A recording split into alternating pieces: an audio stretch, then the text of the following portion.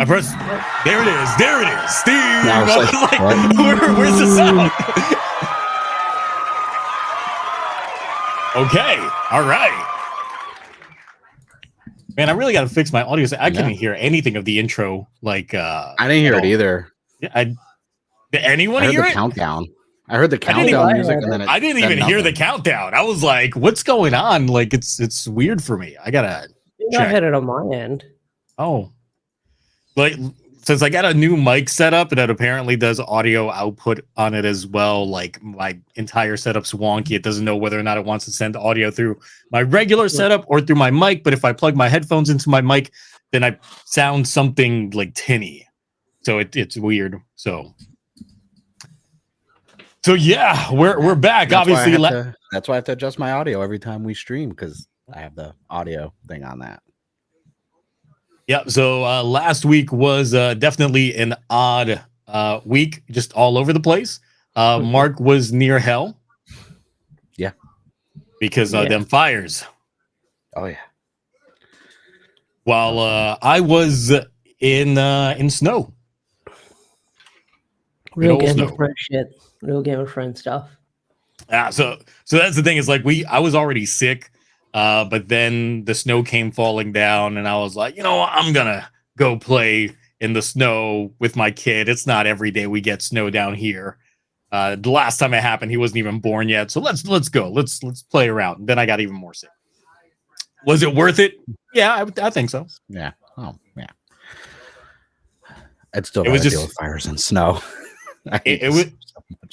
It was just crazy, the amount of people trying to find places to get food at afterwards, because everything like shut down. Apparently, like the only thing that was open was like Dave's Hot Chicken and Popeyes. Ooh, that's worth it. Dave's Hot. Look, I tried it the other day. I got the chicken bites. I got it Reaper style. They had me sign like a little waiver thing. Yeah, the bitch waiver.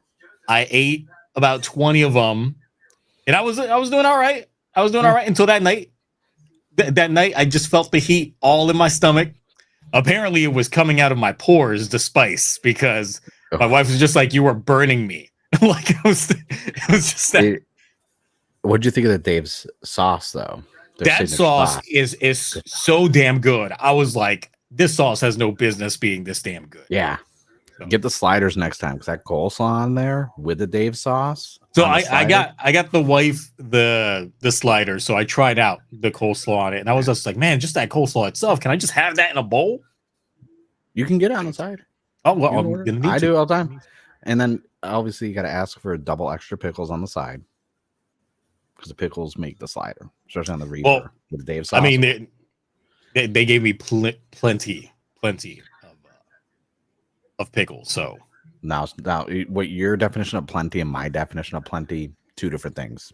I sit there with the pickles on the side and dip them in the Dave sauce while I'm sitting there, and they just like, I'm like, so that's how we do it. But otherwise, yes, it was pretty good. I still got leftovers, but I'm not trying to like kill myself, because the thing is, I got their hot box, so it was like 40 chicken bites. Yeah. Dude, it's a So- good value. They had last year, and I'm mad I missed it. They had kids meals that came with their mascot chicken in a red Power Ranger suit without the helmet on. It was literally the red suit with the white diamonds and everything. And I was like, I missed out on it because it wasn't advertised, and by the time I saw it, they weren't doing it anymore. You had a Dave Hop Power Ranger. What fancy fast food places do you guys have down there in Australia? Nothing like that. I mean, there's like places like you described, like kind of indie plate would be like indie places for us. But there's like a couple of places I want to like. There's one place that I try where it's like an American burger place where they call it Hood Burger. It's good. It's got some pretty good burgers and stuff like that. But I'm more of a sushi guy. Like there's a really good Don't ask Japanese it. restaurant or a Don't kebab. I just had don't sushi ask the earlier today. question. I had poke the other day. That counts as sushi. It does. I mean, you got raw fish in there, so. Well, I I've get been the making cat. spam Like, sushi like crazy. well, I get the donkatsu. That's what I usually get. Oh, donkatsu don is so good. You do the chicken or the pork cutlet? I do the chicken cut. You guys got pork in Australia, or you guys just put kangaroo on everything? No, I don't know. pork. Some countries don't eat pork. I would think they have wild boar. Yeah. Instead of Jollibees, you guys got wallabies. Even though they should be pretty close to the Philippines to be able to get Jollibees. So Yeah. Oh, that's true. I think Dude, so. I want Jollibees so bad. well, that was the food cast. Yes. Come back Now let next me- week. Now let me tell you how I deep fried a steak in popcorn butter oil. Mm. Oh, okay. Yes, I did that yesterday. So good. No, so what I did was I put it in the I legit did this. I put this in the oven, covered up in oil for about 2-3 hours, and then afterwards I lit up the barbecue just to sear it on the ends. And God, so damn good. Change your life. Change your life. All right. Now back to the actual main course. I'm hungry again. I'm probably going to eat after the stream's over, so I can go back to playing some Dynasty Warriors Origins. So Nah, jump on No. Rivals. You only got come on. Like I just finished the new seasonal thing, so I got the Star-Lord, Dragon, Lion Festival skins. They just dropped new skins also for Psylocke and people. Bucky. Yeah, that's I haven't touched that game since Dynasty Warriors came out because that game is way too good. And then the new Pokemon packs just came out too. On Pocket, I'm yeah, aware. I saw that as well. I'm aware. Like Yes, I haven't pulled anything good. I've spent money, nothing good. I didn't spend money. I had yeah, I hate you. points built up. I hope you pulled trash. I did like pull trash. 300 of those so- Pikachu little things left over, so I did a whole bunch of packs. I got like 2 full art cards, and like other than that, it's been just garbage. Yeah. Like if you told me you pulled out an immersion card already, I'd be like, man, fuck you, Ash. You can't come on here anymore. No, like the last set, I nearly got all of them. I was just missing like mostly. I think I was missing the full art for the trainers, and that's about it. But most of them I had. Like I got the Mew, I got the Celebi, but yeah, I missed all. I didn't get the full trainers, but I got most of the stuff in that pack. I still got to pull more packs. I'm probably going to spend some more money after the stream's over, but that depends if Rivals Pull packs right causes me to spend some more money. So I should open my dailies up as well. Roroni said that he got 2 of the Dialga immersion cards. Man, fuck you. I'm so mad. His mod status. He's That's my mod no more. Yeah, I just got trash. Be gone. Dynasty Warriors is a name you haven't heard. Well, the thing is, Origins changes the game. Like they changed it fundamentally. It's essentially like playing Fire Emblem 3 Hopes, but with Dynasty Warriors. I actually care about like the story for once. It's good. I know and then they make you choose a and I faction. picked it up.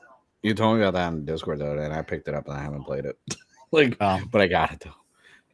I can't stop playing it. It's like it's too good, and I keep being too scared to start the next story mission because of decisions that I can't take back after I do them. So that's the thing. That's why you do a second playthrough. Well, that's why I've got like 5 different save files. True that. That's yeah. All right. So besides flaming hot infernos and planes falling out of the sky, what else is new? My Kickstarter's arrived. My MMPR the Return Kickstarter arrived, and my Radiant Black Kickstarter and my Supermassive Kickstarter arrived with the trading cards. Very, very satisfied. And you can see behind me is that way. The hardcover. Kyle sent it to me free of charge. So shout out to Kyle Higgins. I was like, "Can I pay you back for the shipping?" He's like, "No, it's good." And I was like, "Thank you." Yeah. What'd you think? What did you get for your Kickstarter stuff? Did you do like every add-on? Actually, while you're talking, I'm gonna grab mine. For MMPR, I'll wait for him to come back. Don't know if you can hear me from back here. I think so. Yeah. I do have the Henshin build. I have Bluetooth headset. I can still hear you. Oh, okay then. So I got what did I get? I got the mat. Well, I think the mat came with it. And I got the 2 decks. I know you've got the third one here, but I got the first 2. Oh no, this is just the first one they sent me, like the preview.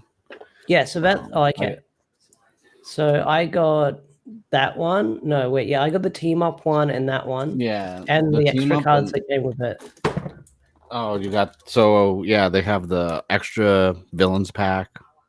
Yeah, I think I got that as well. And then the Dan Mora foil set. Yeah, I got that one. Yeah, I got the Dan Mora foil set. That's everything you could get with it. Yeah, I think I got the highest. And then MMPR the Return, I got like the $75 tier where it was like both hardcovers and the prints. Yeah, I got that because I needed the Power Rangers Pink never got a physical release as a trade. So I was like, I might as well get a hardcover. I thought it did. It was just really hard to find. And no one cared about it, but it didn't get a hardcover like all the other ones. Yeah, I think it's incomplete.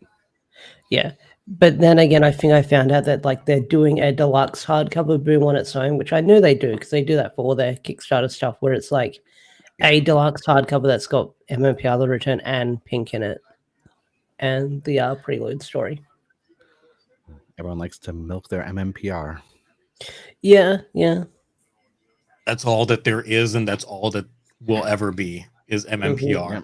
What are other Power Ranger seasons? I got the big Megazord still next to me, so nice.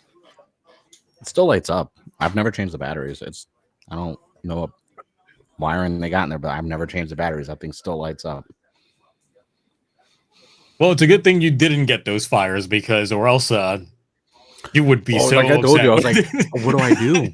They're like, evacuation. Oh, pack a small bag with important stuff. I'm like staring at a closet full of CSMs. I'm like, PS5, Switch. Like, I'm like, I don't have enough space.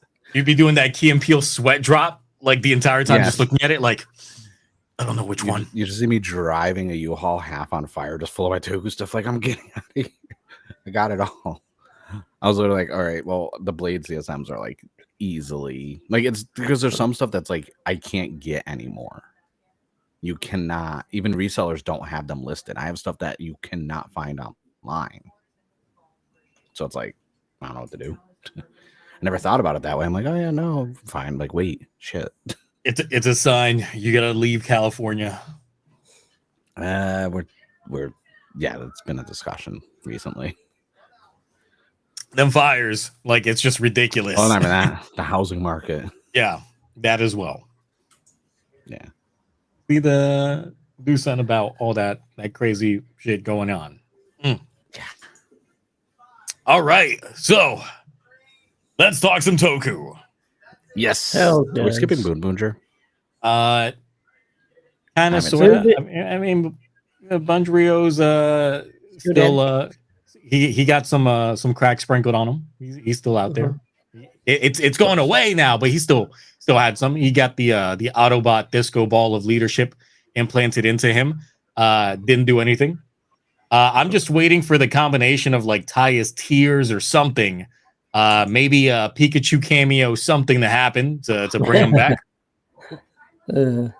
Maybe like, I don't know. That will be our GoZyuger like cameo appearance. Is like Tegasword just shows up and like like smacks Bunjrio in the face, saying, "You can't die before I kill you." And then he wakes up. Yeah. Yeah. Also, Joe had a good moment. I will say that, like, his story arc came in full circle. Now, I will say the biggest what the fuck moment out of the entire episode is the way that it ended with Wild Spindor apparently wanting to marry Mira. And I'm like, but why? They've had no interaction. Like, does he even know she exists? Like, they've had no real interaction. I feel like they're trying to bookend the series the way that they started. Since it started with her getting married. Yeah, they want to end it with a wedding. And I'm just like, that makes no sense. Logistically, from the way that the storytelling, the narrative has been going, this makes functionally no sense outside of you guys trying to be poetic with your storytelling. There's no need for this. Yeah. And I'm sure some people say, well, maybe he had a database on the Boonboomgers, but yeah, they've never interacted. And about of all the women, like he could have had the movie chick that showed up for 2 seconds in that one episode, or anyone else. But it's weird that it's Mira getting married again when they, like you said, barely interacted. See, I could have said a Michael Jackson joke regarding who he could hook up with, but I saved that for the Twitch stream. So can't do that on YouTube. No. So YouTube enforces their TS. But if you know, you know.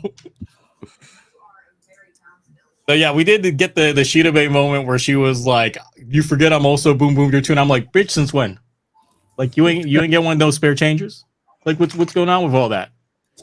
So I don't know. Boonboomger right now, I don't feel that they're really gonna stick the landing on this, because this last arc, like, it's had its moments. Don't get me wrong, but either way, the last arc was so many more misses than hits, and so many actions that just felt very very rushed, to say the least, to get to where they needed to. My hope is that yes, Bunjrio stays dead.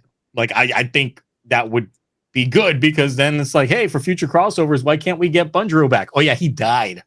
I hope he comes back. They all celebrate, and then like the show ends with GoZyuger or Take a Sword coming down and just slaughtering them, and that's how it ends. Yes, Take a Sword just shows up and just beats the fuck out of Bunjiro, and then just throws him in a pile, and then he does his like thing from the trailer where he's just like doing the G Gundam. Yep. Just need that to be up there. Like I said, I just need Take a Sword to bring him back, just to kill him. Be great. Be great. And here with the Pickle ASMR. Yep. Mm-hmm. So yeah, Boonboomger in general, I don't know. We got like what, 2 episodes left? I think so. Yeah, 2. Yeah, 2 or 3. Yeah, because GoZyuger starts in like a couple weeks. So yeah. Yeah. So yeah, only 2 episodes left. I'd be fine if they just ended next episode and then they give us an epilogue episode afterwards. So what is even like is there even like a big like face off, or like is there anything like building up? So Wild Spindor took a cheap shot at Bunjrio and shot him like Frieza did. That. Yeah, and then he gets the full fit. So he gets like the full white with everything, and what he proceeds to do right after getting that upgrade is absolutely nothing. Like, he doesn't start really doing anything, because I'm just like, so he gets this upgrade, and then the Boomgers are just chilling as Taya gets all his assets surrendered over to Lightning Tech, so he's got no money now. Chashido has successfully like taken over their base and all that stuff. So I'm hoping that the betrayal is legit. The Chashido is not playing like an epic long game, because if he is indeed doing proper betrayal, then I need that for the Toku Awards this year for top betrayal. because that means that it actually stuck. It's crazy how like good the show started. Because I like stopped watching just from time and everything else going on. I was like, No, I I don't was like the pizza and same. everything. You sure it wasn't just crazy good because Gachard was shit? That's the theory. Because that's the thing. It's like at the time of it airing, we were knee deep in some Gachard. That's We were true. like, yeah. Remember, it was right after they started the second arc of Gachard where we were like, wait, the movie was important? yeah. Why does it feel like I'm missing stuff? And then we get Boonboomger, and it's just like, you know what? This is a breath of fresh air. I will take this. Yeah. And then afterwards, it started Goku. being, you know, back to basics, like for real, to the point that it was like painstakingly obvious, like how back to basics it was. Like, sure, it has its moments, but it definitely is a very episodic season. And it's very off, obviously, after we're coming off of King Oger, which was a very serialized storytelling, to going to something that's a little bit more episodic, because definitely the plot points or lack thereof of Boonboomger can't even hold a candle to, I would say, the worst of narratives that King Oger had. True. I'm gonna binge it this weekend or next week at some point. Catch up. Because I do like the show. I still think it's good. I just stopped watching because I have you watched their soccer episode? Or is that an episode you have not seen yet? I haven't seen that one yet. No. That's an episode that made me rage, like with full on passion. Like the beginning was then the second half started off good, but then they got to the giant fight. And I say giant fight because you could tell they're literally in the same quarry, just playing soccer, and they just have the cameras from down below to give the perspective that they're small. No. But you're like, but then that's a giant ass tree. Yeah. There's no way. So it was a really, really bad, like, where's y'all's budget just gone? Like, what happened? Probably. So yeah, that's an episode that I would look out for. Like, you'll know it when you see it. But yeah. The second I see a soccer ball, I'm like, oh, here we go. Well, it'll be that episode. Gavu's still obviously good. Because so good. So good. Because we're already got Vlam already kind of joining up with the team. We got peak Grota action that had a lot of folks spamming that hydrate button come Sunday night. I even did in my review. I did a whole wood meme. I was like, oh yeah, wood, 100%. Just wood, 100. Even in the Grand Newt form, like even more. I was like, this. But that's the thing. It's like, okay, let's be real now. Who, Jeremy's mom or Glota's Granute form? Which one? Glota's Granute form, because squid, tentacles, suction cups. I mean, Jeremy's mom got the bigger assets, the better assets. It's true, but so I got to give it to Jeremy's mom on that one. But just if you hold the little gimmick thing and you change it back to human form, just switch them back, like, nah, I'm not getting Samantha. Well, I'm just saying, like, no, we ain't going with the human form. We're going strictly monstrous. Oh, just strict. Oh, see, just monstrous. Jeremy's mom. But if I get like a little switch between, like with a little gimmick, like in it, like Glota sweeps for that. We'll have to do a bracket battle Of villain waifus in monster form. Yes.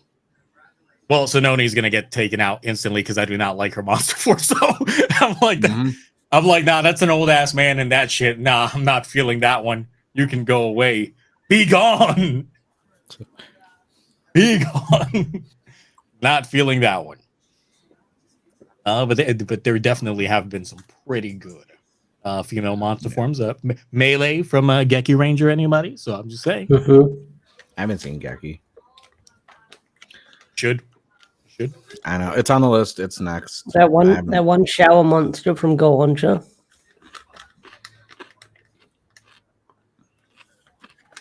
I don't know if I watched that episode or not because I quit like 2 episodes into Go on Wings. So Just type in shower monster. Go on, sure. okay, I will Sure. completely do that. Be careful how you spell that. Be careful. Yeah. Well, I'll send you the wiki page. I'll send you the wiki page. Shower Bonky. Yeah, I think that's it. That's it.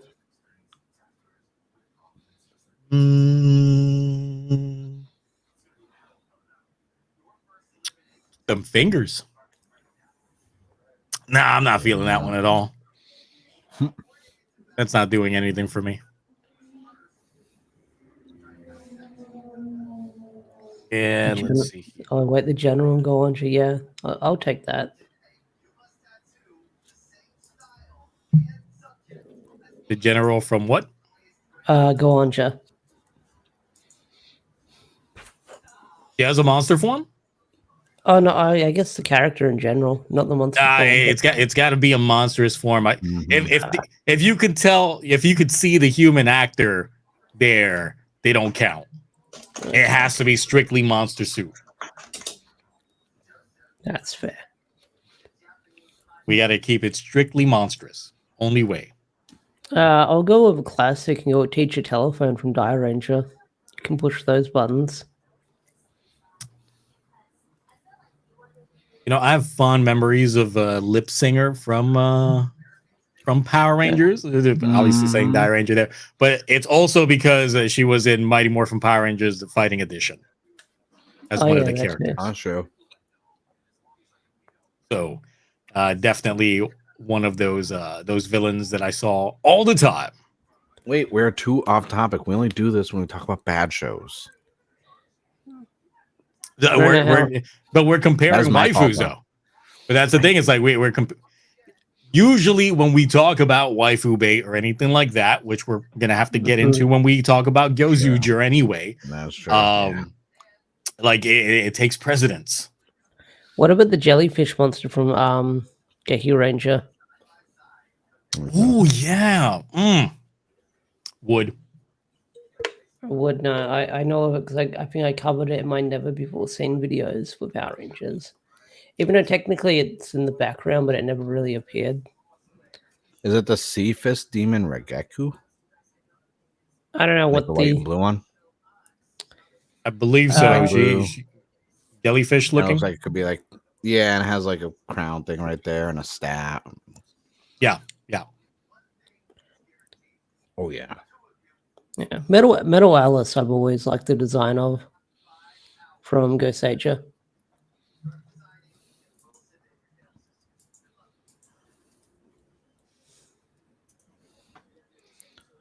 It's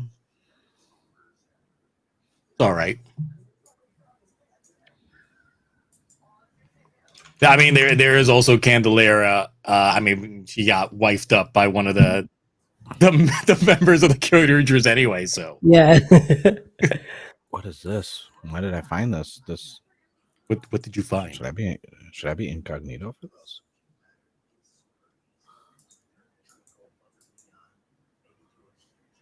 Girls Kaijin Remix. What are you looking at?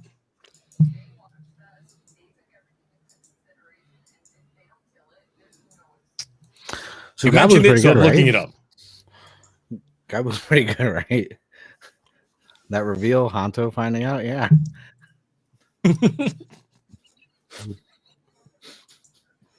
All right. What's this? I did look it up. I just looked it up. Right, there's a group shot photo, and I'm like, what? I gotta click on it. Yeah, I'm like, what's this? What's this? Well.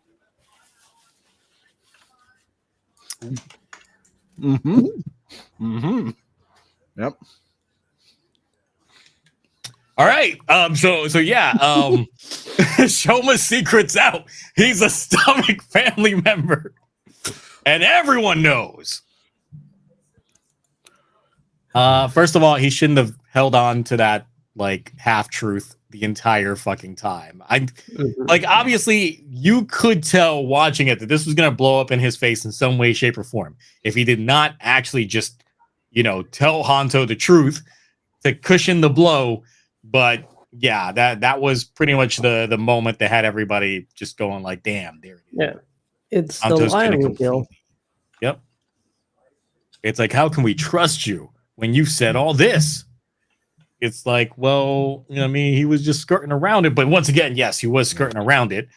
And it makes him look completely Granute as opposed to half Granute, because he never really clarified True.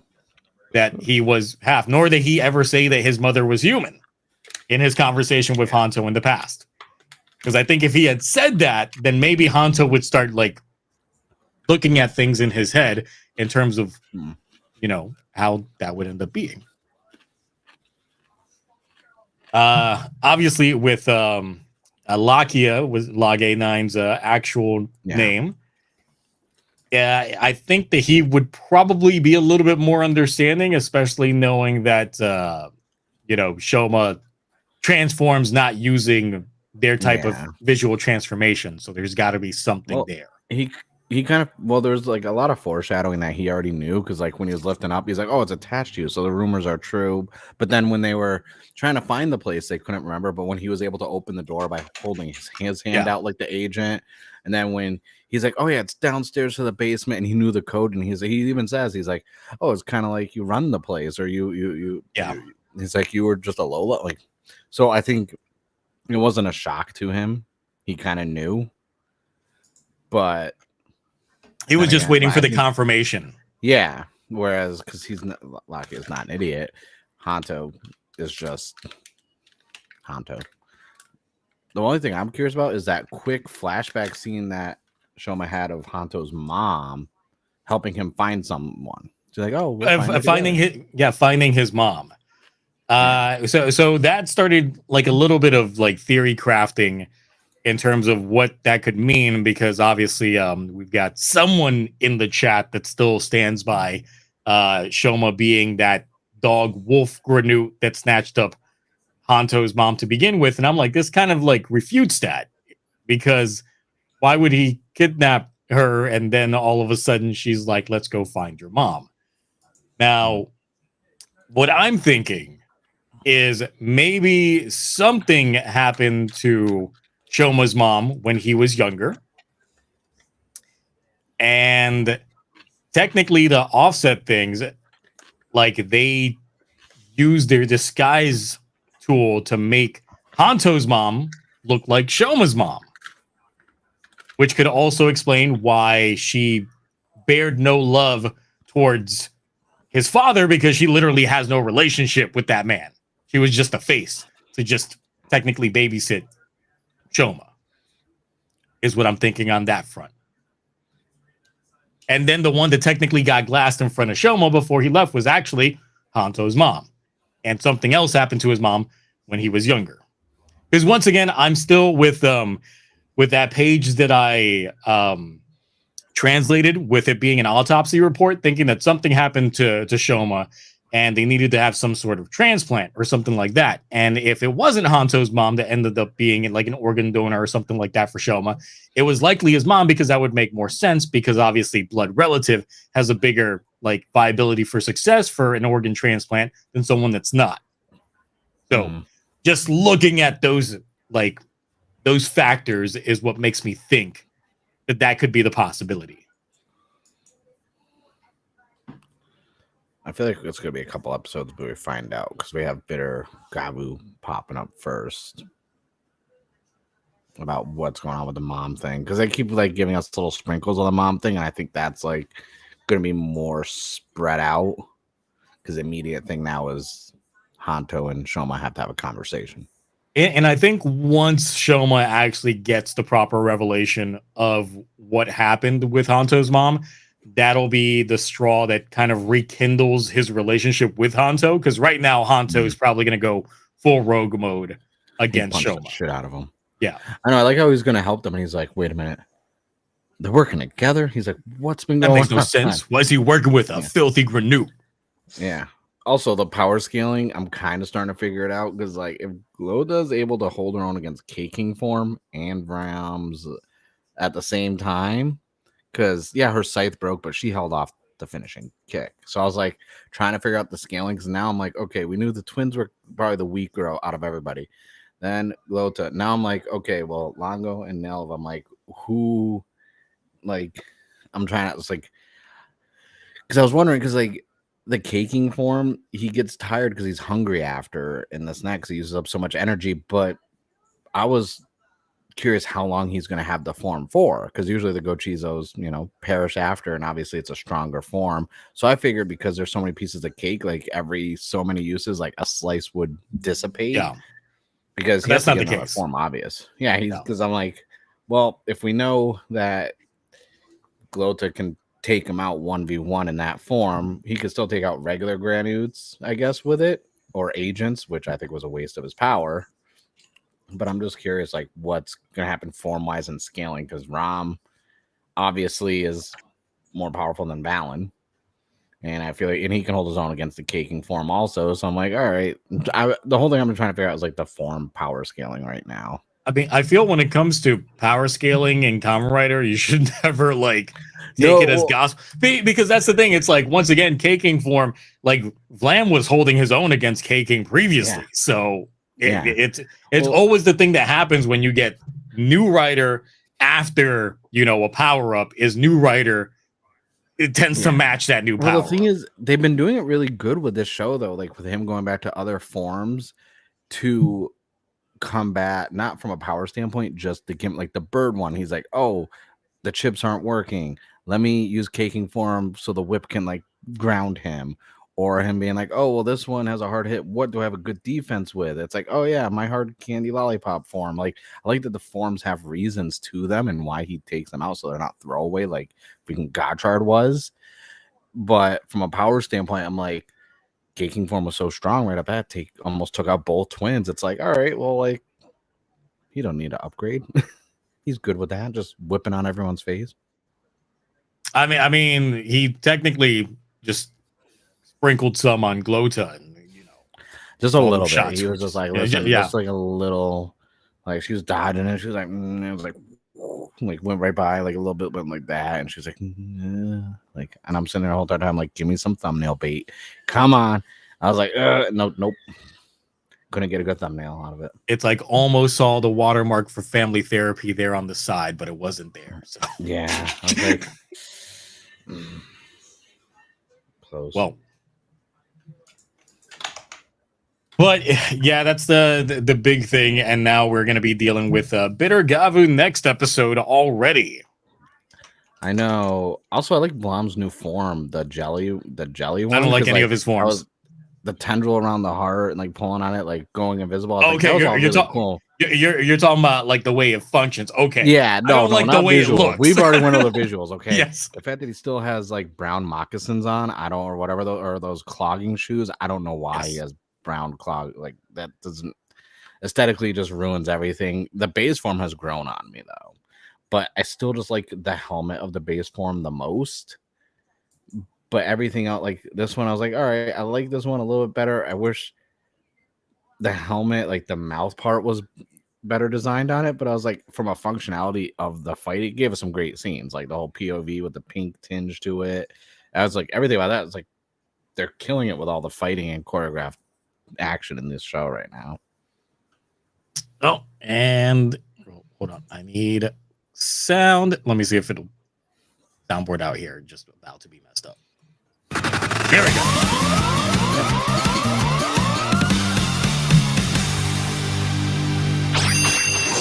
See, now here for $5 saying the trouble with Hanto, Shoma, and Sachika are fighting.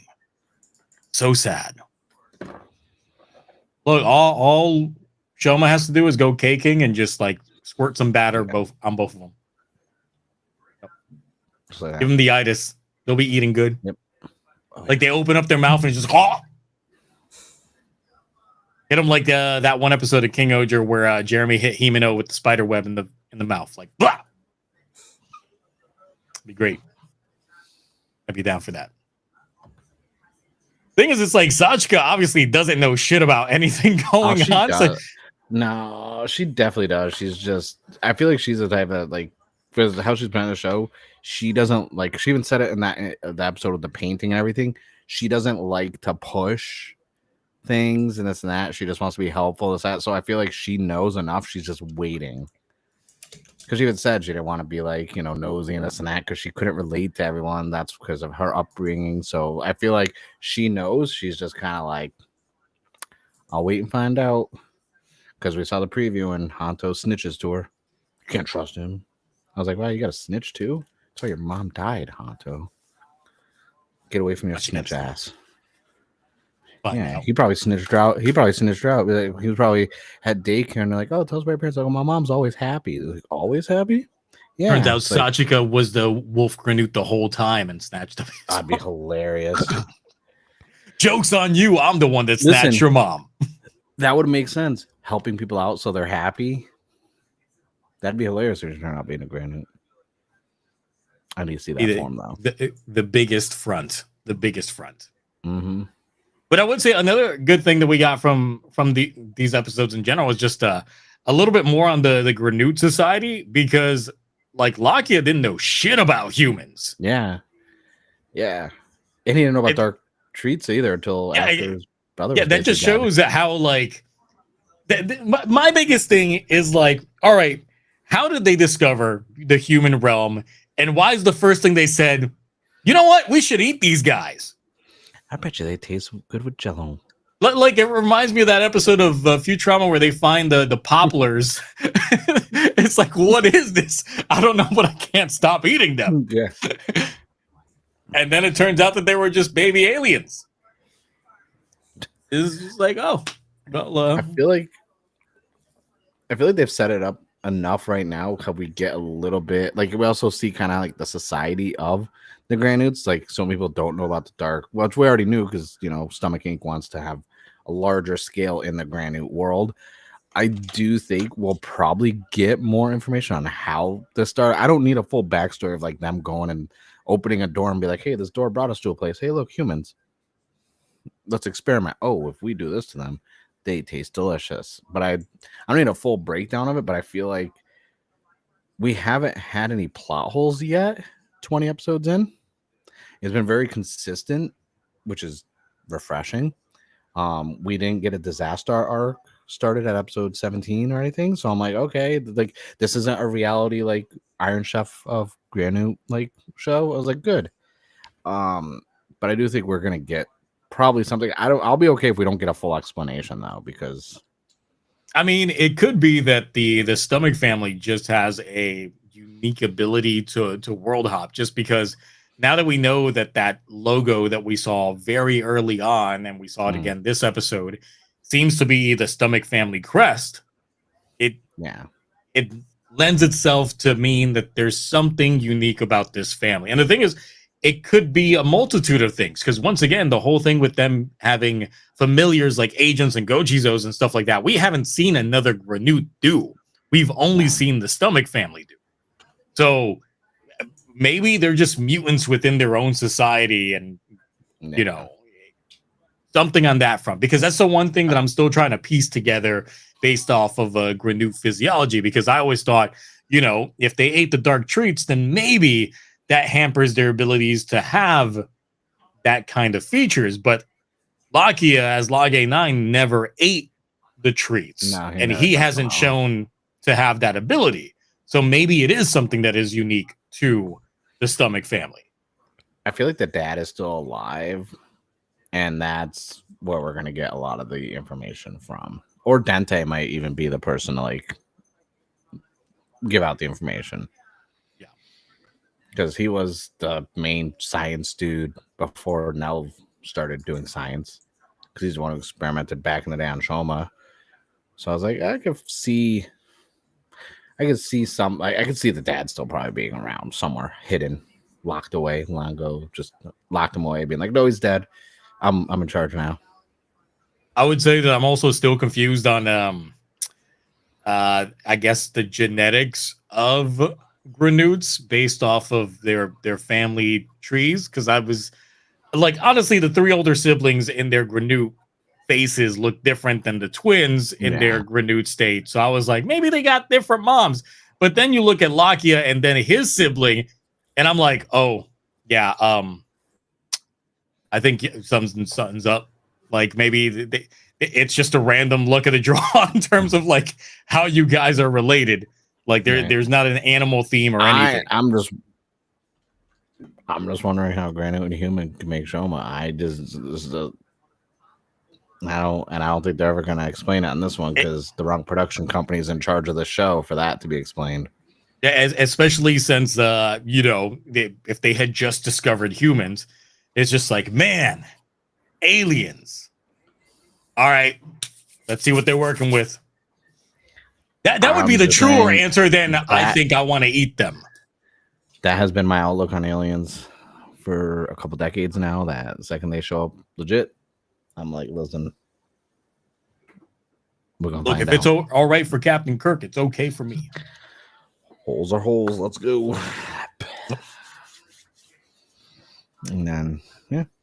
But Ash, how are you feeling about the current revelations, the plot points, and how the narrative is setting things up for Gavu right now? 2 episodes behind, so I'll have to catch up and get back to you. So we just spoiled everything. Yeah, pretty much. But hey, it's what it is. It happens. Yeah. It happens. Listen, we may have spoiled, but it's different to witness it. Yeah. Like it's like a JoJo reference. You'll hear what a JoJo character does, and then you just have to see it for yourself.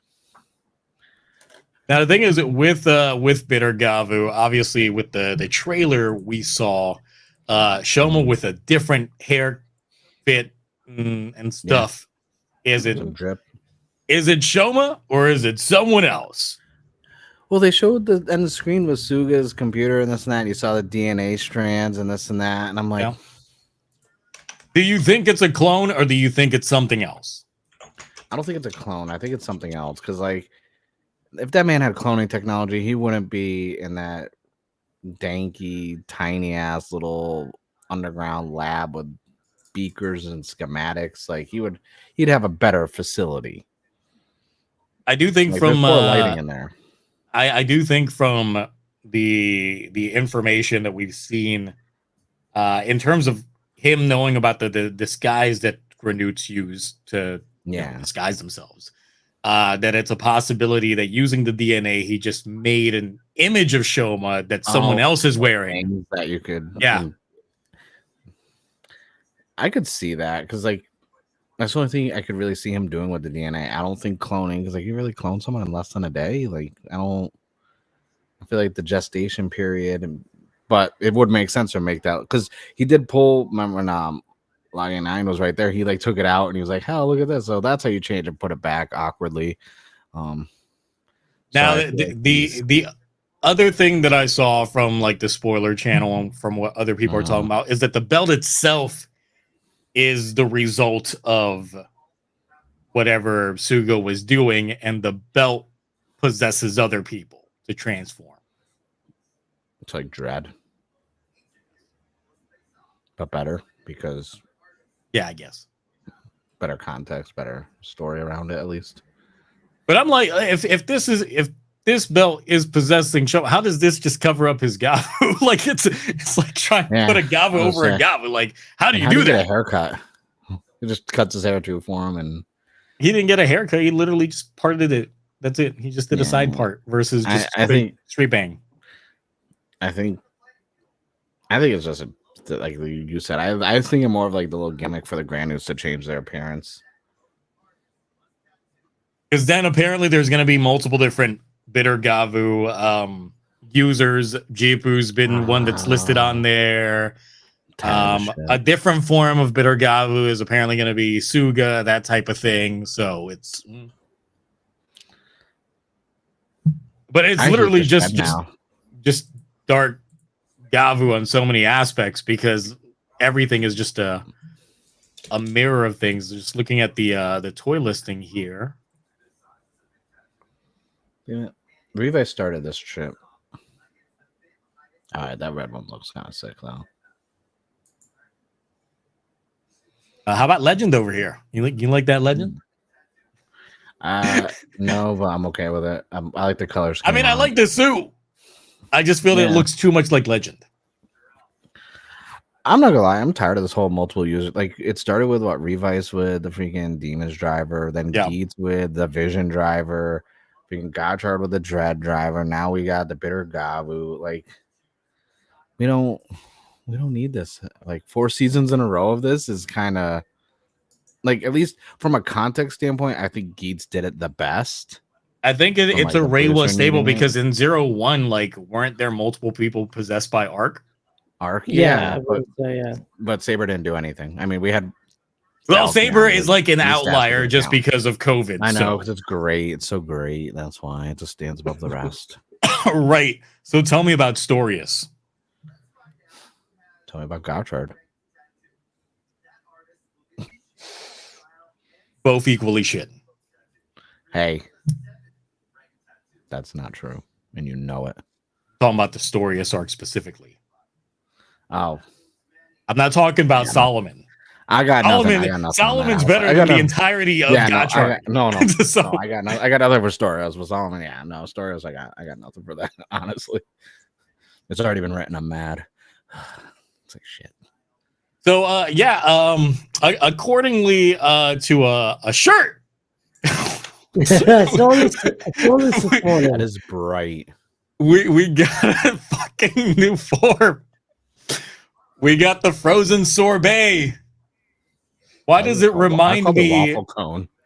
Yeah, it is definitely waffle cone, but because of the edges on it, it reminds me so much of like the Oma ZO driver. Maybe it's just the wings on it, but the headpiece on there. But I mean, this is a cool looking form. I was just like, really, the waffle cone? Like, I didn't expect waffle cones to be so flexible down there with the little skirt piece. Yeah, They yeah. definitely are. If anyone who's had a waffle cone before at Cold Stone, those things break so easily. So I don't do them. but I this do is the so waffle flexible. cups. I wish waffle cones were flexible like that. The shirt looks like it's like from Wish with how colorful it is. It It is is. a It very bad it doesn't blend shirt. well as well.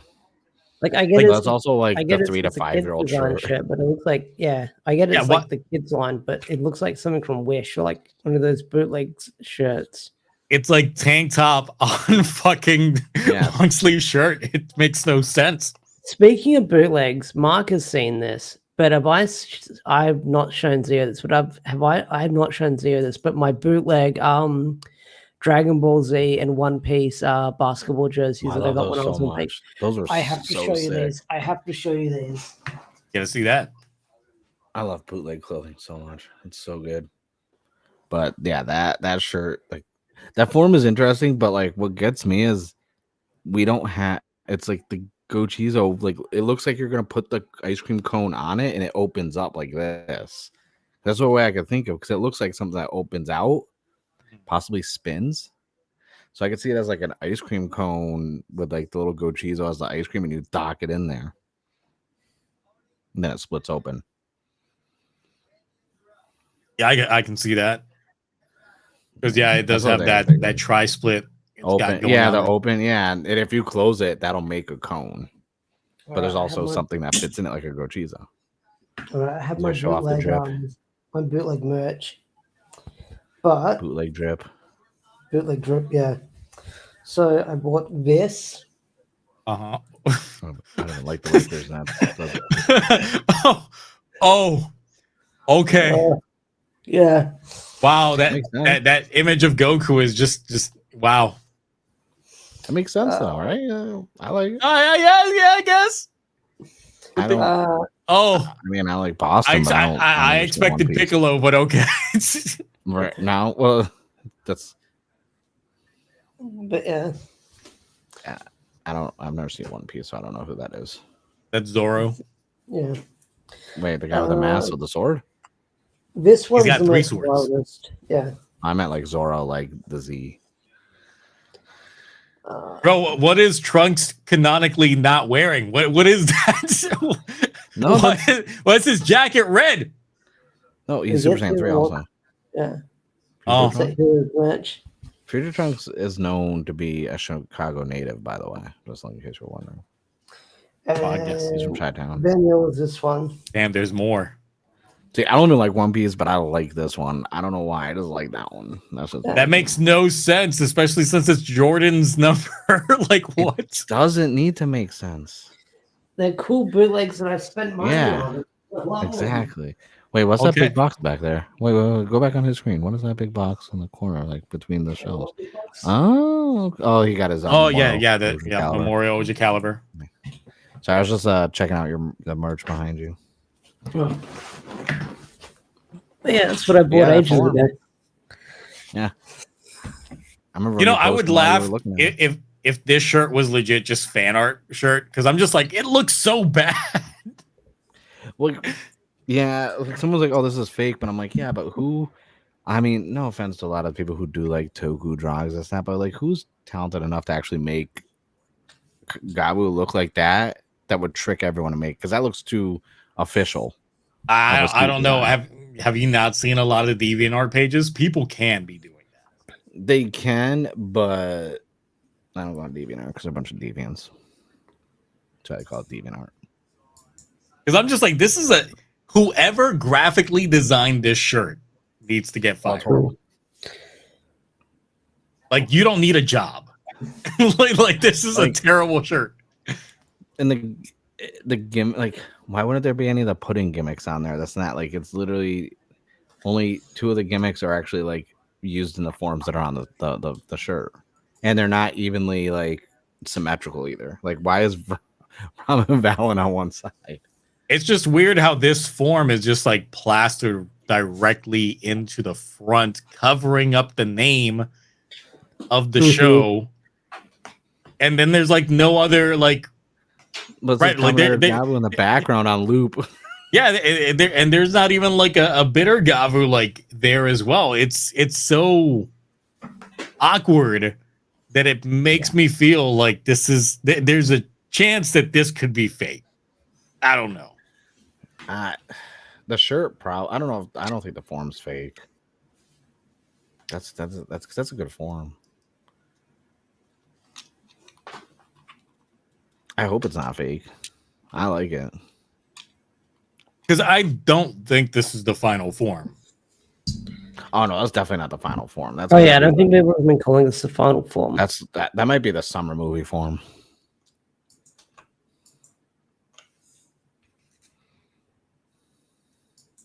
I mean, you keep saying it's real, but I'm just like, it still looks hella fake. It's just because it's such a poor quality design shirt that it's. That's the thing. It's like if the design of the shirt wasn't so ass, I'd be like, okay, I can definitely feel this. Why is everything so gradient? Like the fonts are 2 different gradients for Kamen Rider and Gavu are 2 different gradient scales. The background of the shirt is gradient also. It's too much gradient. It's like me with my own thumbnails when I'm like, there's too much blank color gradient. Everything. So the difference between, because I'm looking at the chat, the difference between Rainbow Godchard's leak that we got months before it actually debuted versus this is that was actual, like, you know, stolen assets, like magazine. Yeah.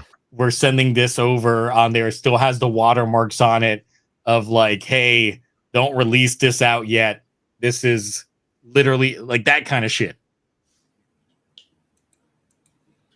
Because that's also the same time that we got like the leaks for like King Oger getting the full combination before we even saw it, and of course the King 4, like all that stuff just got like leaked incredibly in advance.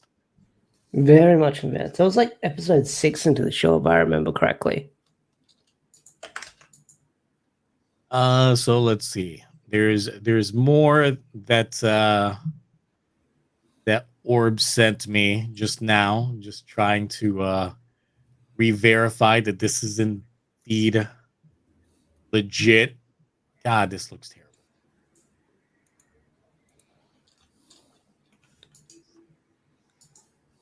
This here that shows it in a different light, still terrible. But then this one here that has it just drawn a Blizzard sorbet form. Man, Dairy Queen's gonna freaking sue them. Someone needs to sue the child that they had modeling in one of the other ones because they clearly leaked this. There it is. God, the delay. The delay. This is definitely the primitive dragon iron Godchard metal cluster hopper form. There's nothing like menace. Like there's nothing that really makes me think it's. Everybody was already thinking that about bitter Gavu, but now that people aren't feeling that it's actually Shoma and is someone else. Like, I think people just really want. And the thing is, Iron Godchard wasn't even like a berserker form or anything like that. It was just. It looked like one, but it wasn't it. Yeah. I think Primitive Dragon's the only real berserk form we've gotten post 01. Well, I mean, where he was actually like an antagonist for a bit and holding the sword by it, saying like, yeah, because Revice doesn't count because it was like an act by yeah, so I don't count that. That was just Vice being Vice. He was still good. He was doing it for the greater good. Whereas like Primitive Dragon, he was literally like had no control.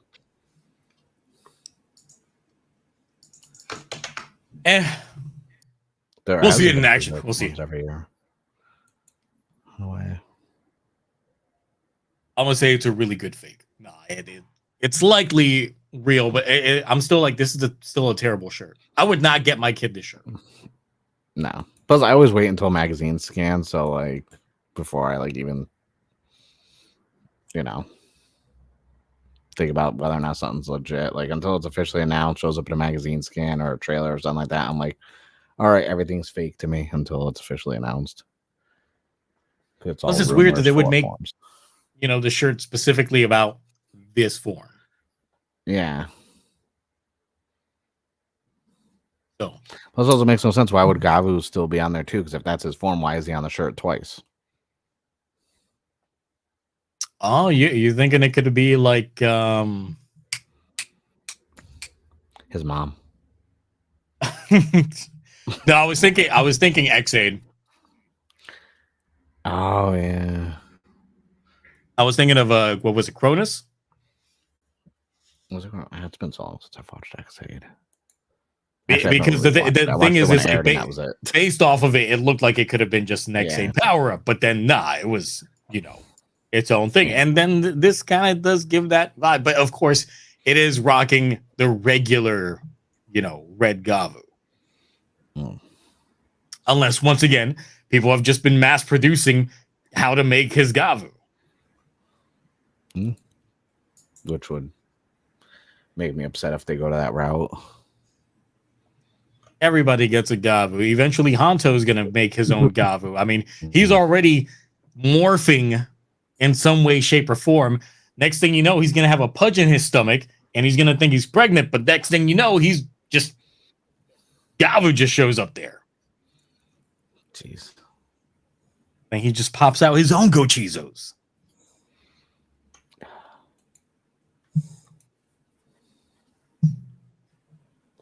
So yeah. Anything else? What we got for Gavu before we jump into the meat and potatoes? Yeah, the big show.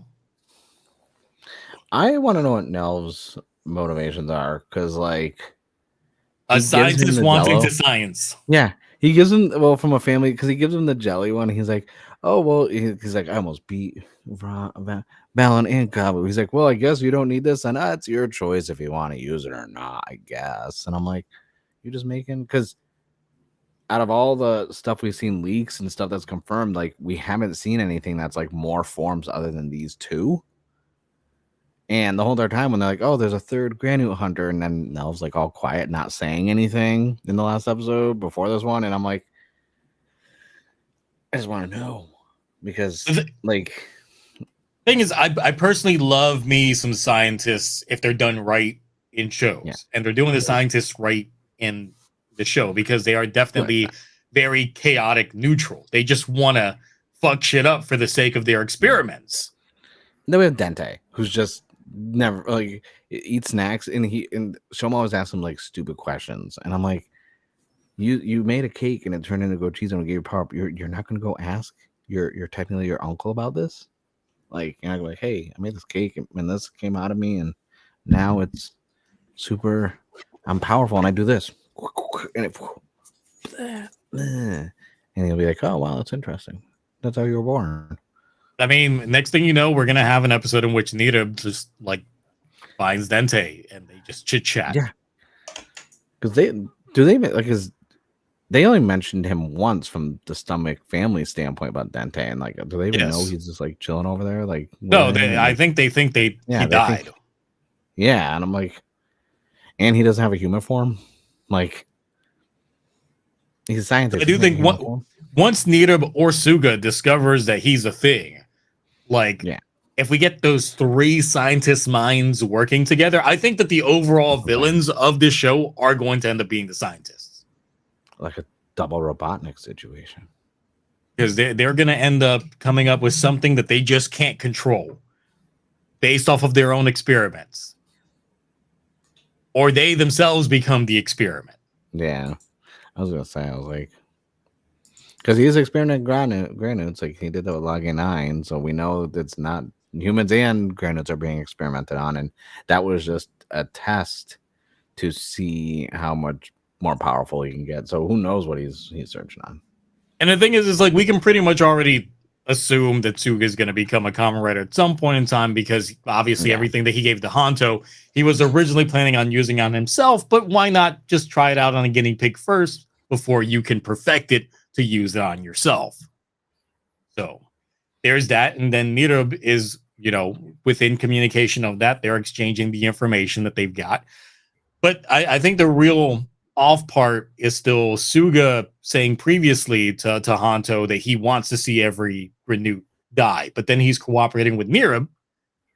So I'm like, how much of that is true? And how much of it is like just a front? Like, are you still working with him for the sake of just scientist curiosity?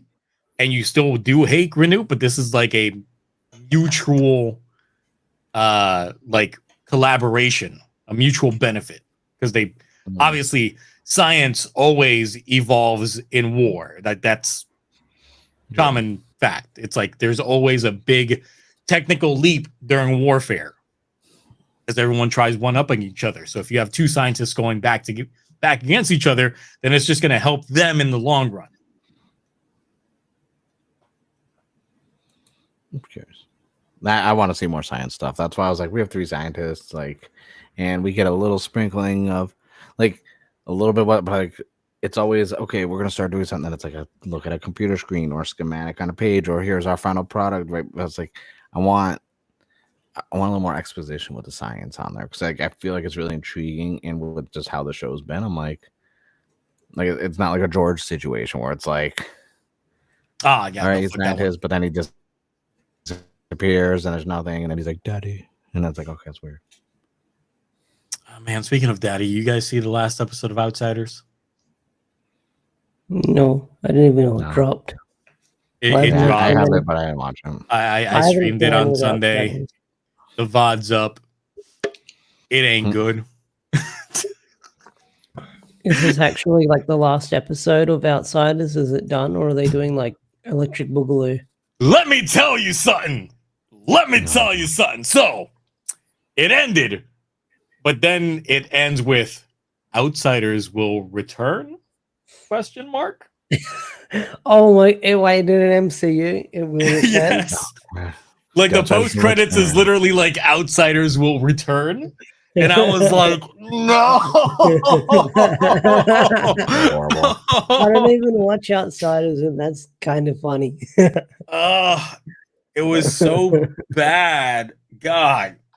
The episode had me like the first 5 minutes of the episodes were genuinely pretty all right.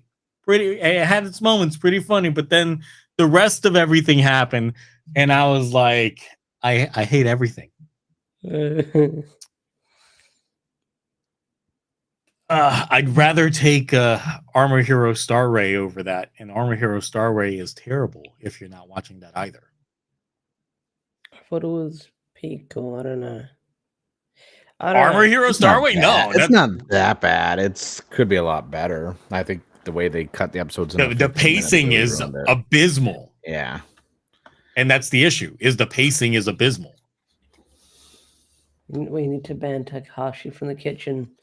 I thought we did, but he just keeps sneaking back in. I mean, there's a reason why Cloudy's not here. He died. all the shit talking of Takahashi, he's dead. I was talking to him before the stream, and then the outsiders happened. Yeah, he's dead now. Yeah, he had a loud bang, and then he logged off Discord. And no, then I'll play for Luna Dogs. Too soon. That just happened. Twice. But then. All right. So outsiders, watch it or don't. I would say don't. It's a waste of time. It's nothing but trash. And it's nothing but Takahashi wanking his own creations. With the little bit of George that we got.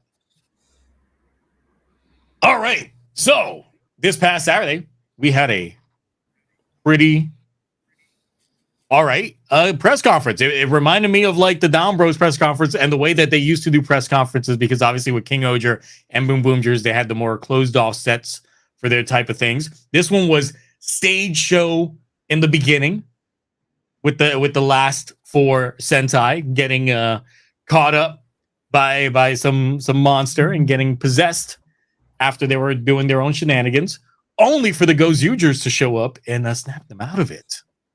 Oh. Which kind of leads things into some of the stuff that we'll end up seeing with number 1 Sentai, GoZyuger. So obviously with the presser, we got the characters. Let's look into them real quick. All right. So we got Tono Horu. How are we feeling about Goju Wolf out here with the drip? Because he definitely screams a mix between Wild Man, but obviously since he's a serial part-timer, so he's kind of like Mirror from this season of Boonboomger. He's going to have a part-time job just about every other episode. But he is definitely the lone wolf type. And a lot of us were making eerie comparisons between a lot of this and Kamen Rider Fi's in some aspects, especially the fact that, he's a wolf and Takumi was a wolf. Uh-huh. He was also technically a loner. And it says here that apparently he has no wishes. And Inui Takumi was someone who had no dreams, but he fought for the dreams of others. And Tono out here fights for other people's wishes. So I'm just like, all right, we got Fi's 2.0 out here. So how are we feeling about the red? Are we feeling about the drip? Good drip. Some good drip. Jacket, little scarf thing going on. I'm like, the heavy chain. I dig the drip. Mm-hmm. Yeah, he's a one-man wolf pack, and then his wolf pack will get more. Yeah. So the description here says he is an unsociable and foul-mouthed, but his only strength is his physical strength. He is impulsive and difficult to approach, but at heart he is a good guy. He is a stray with neither family nor friends. He sounds like an anime character almost with that description. Got to be that shonen lead. Yeah. His violent behavior gets him fired from every job quickly. He is a very stray part-time worker. He goes from one part-time job to another. Man, Gen Z in a nutshell. Just can't hold it down. Mm. Since a certain incident occurred in the past, he has lived his life trying not to have wishes. So he has no wishes to come true. When he gets pumped up, such as when transforming, he has a routine of howling, which we did see a glimpse of that in the presser itself. I know So press conference. I have the stage show subbed because it's not subbed. Then I'm not gonna watch. I won't know what they're saying. So I'm like, I started your video and then I have to finish it.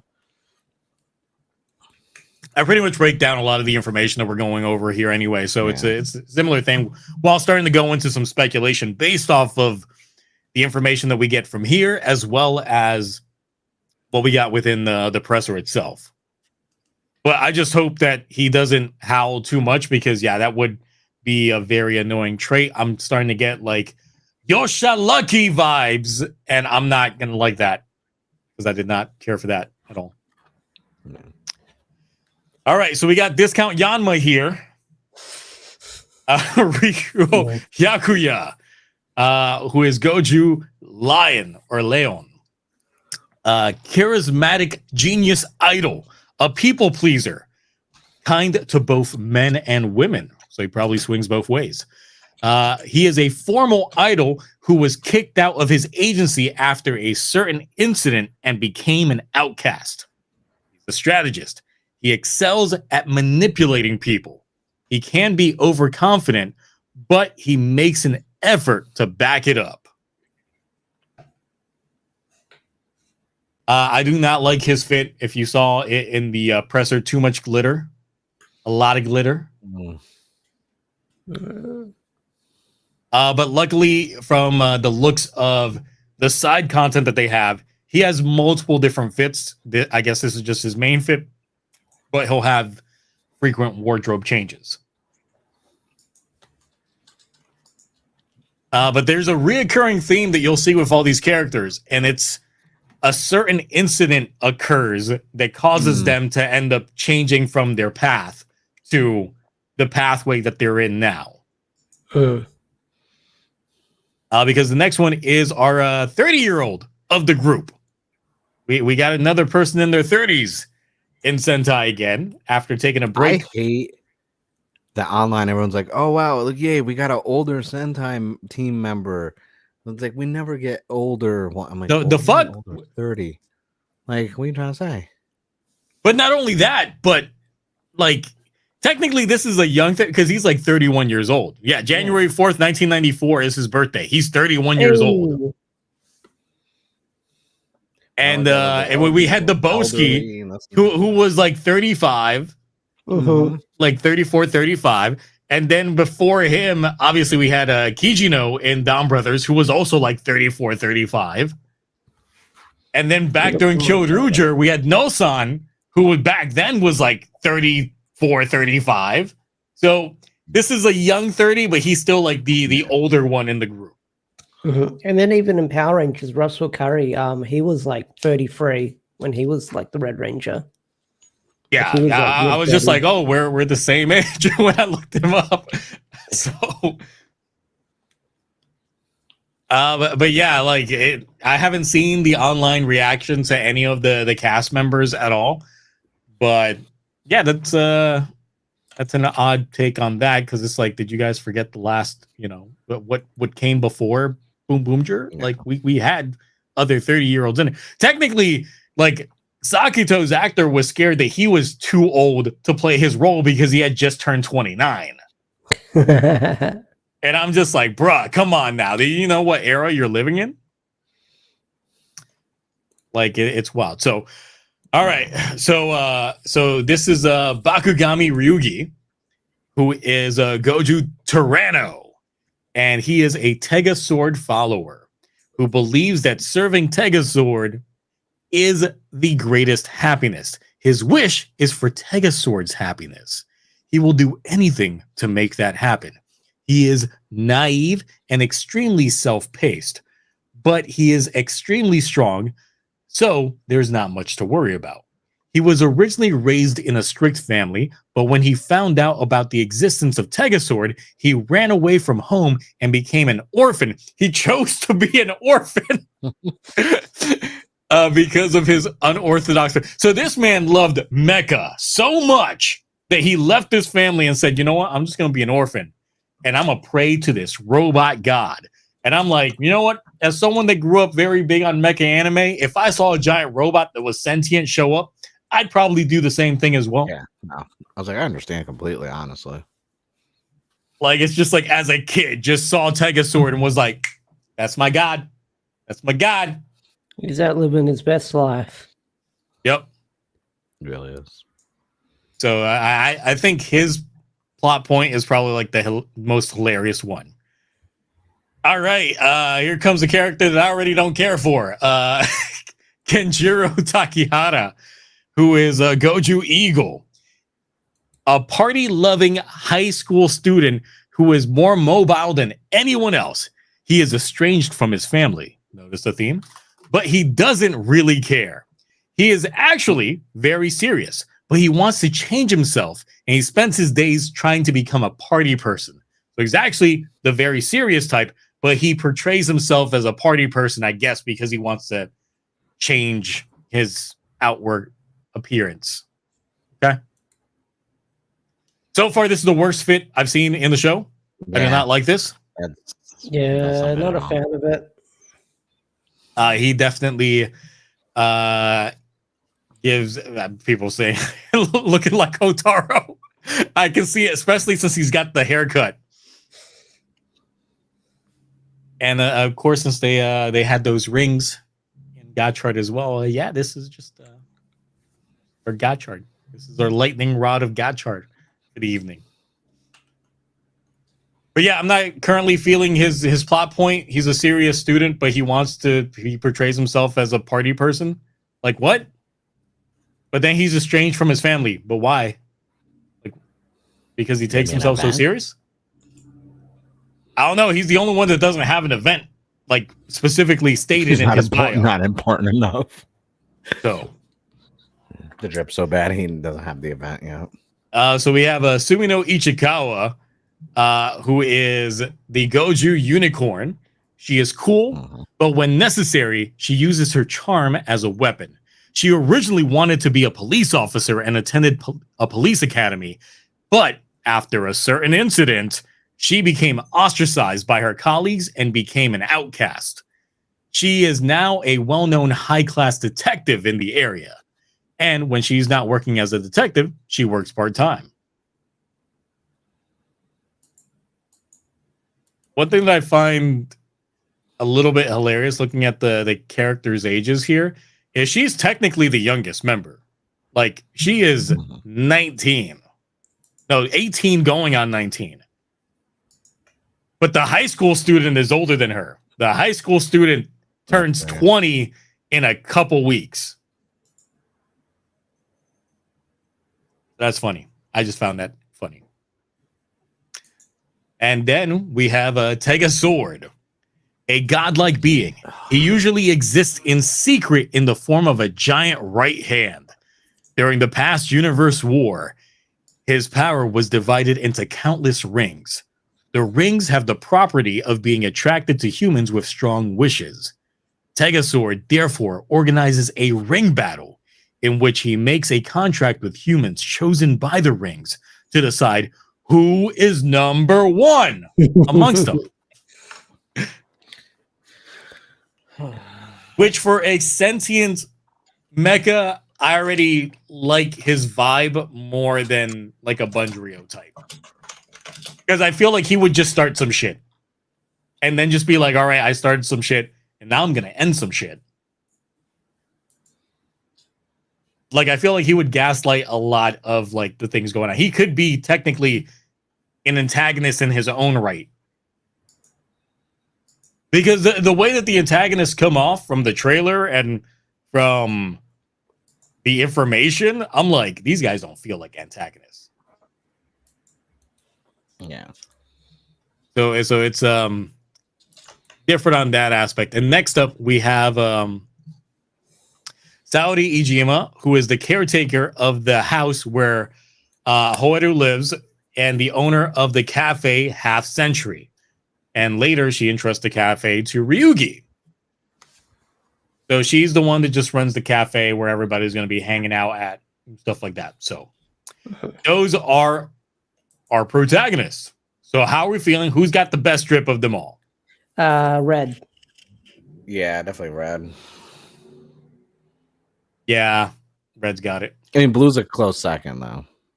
I'm not feeling blue just because if you saw that thing, that glitter, nah. Well, I'm just saying from like the clothes, without just like this because I can't see all the glitter. Like it looks good. Like yellow's wearing, young high schooler. Like I don't even know what that drip is. Like that's not even drip. And even high school drip, that's like chess club drip. That's not even that. People on chess club are like, oh man, what a nerd. Like that is just not tailored to fit properly. Sleeves area just not good. This is too much plaid. This is just too much plaid on plaid. It's a muted like even the color tie too. is plaid. That's just He looks like that old guy that they used to use for like the Six Flags commercials. So he's not bald. He doesn't have glasses. I could have sworn his fit was just a regular ass suit. I know, but that's the first thing I think of when I see that for some reason. He looks nothing like that. Plus, I mean, that guy had the moves. Like that guy could carry everything that wasn't the same. That's why I'm like, oh yeah, they're not the same at all. But that's what I think. Yeah, I'm about to say, like that old man could be like the sixth of this. Like, let's get it, Six Flags guy for the sixth GoZyuger. Dun, dun, dun, dun, dun, dun, dun, dun, dun, dun. Those commercials live rent free in my head. He just comes out in a cane, and then just throws it. Especially since they seem to do a somewhat of a dance routine to transform. Since they clap on there. I saw the videos of that. That looked pretty cool. But the thing is, they look so stiff doing it that I'm just like, I don't know if that was just nerves of them doing it in the stage show or like in front of like a live audience or what. Because I'm just like, it's got to be a little bit more dynamic than that in the show.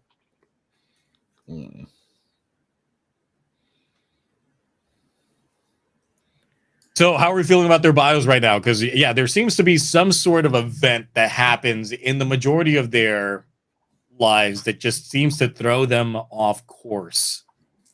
And they're all outcasts. All seem to be estranged from their family. Yeah.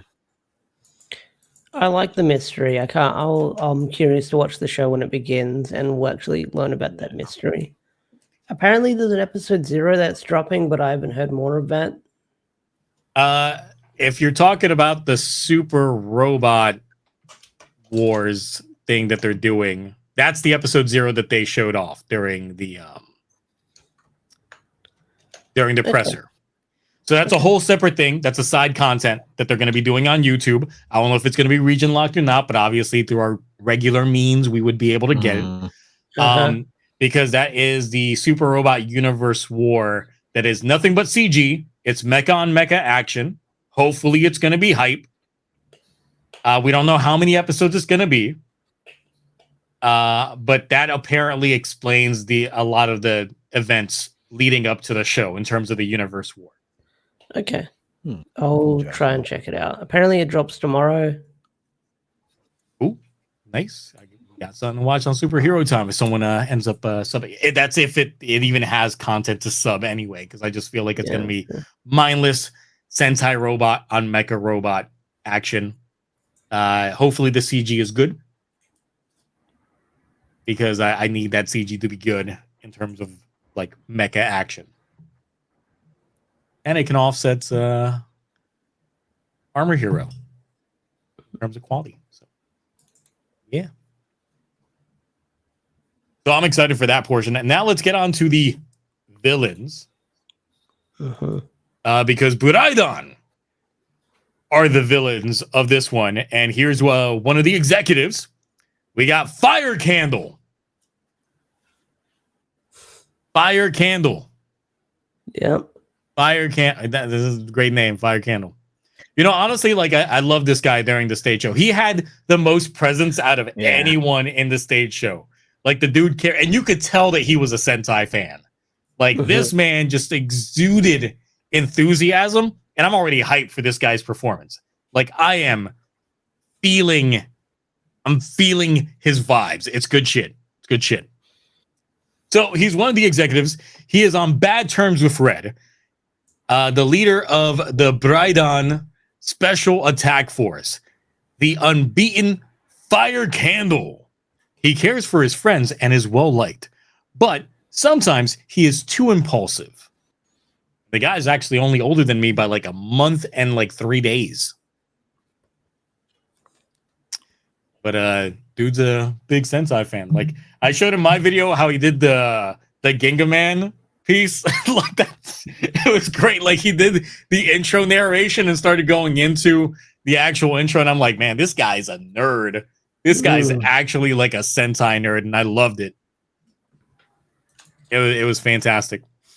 This is my Sononi of the season. Already feeling it. I love it too. Oh, yep. So this is Bouquet, one of the executives. She is the technical captain. Captain, Yep. I like when her description just says she is cute, she is humble, polite, and understands your feelings. Is this a bad guy? Is this a description of a bad guy? Like what kind of description is that for a bad guy? Don't care. I need a lot of screen time though. I will say actress's name, Marupi. She has her own YouTube account. It's been up for a few years. I checked it out right after when I was doing research for the video that I put out that night. Your research, yeah. She's got some videos, Mark. She's got some videos. She's got her own channel. Yes. If anyone wants to do some research, yeah, just search up Marupi, Marupi, and just get her official YouTube. I can link you. I got it. Okay. All right. Cool.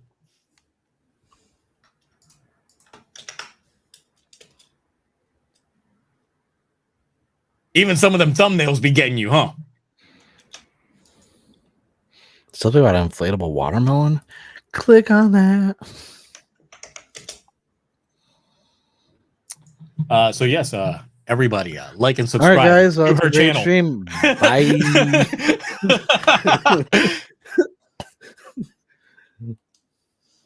All right.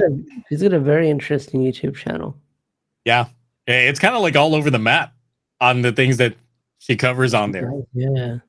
Because I know like some of them like will stream video games or something like that. Like Fua's actor from 01. Like I remember they streamed Animal Crossing a while ago or something like that. I can't remember. But play with a steak like that.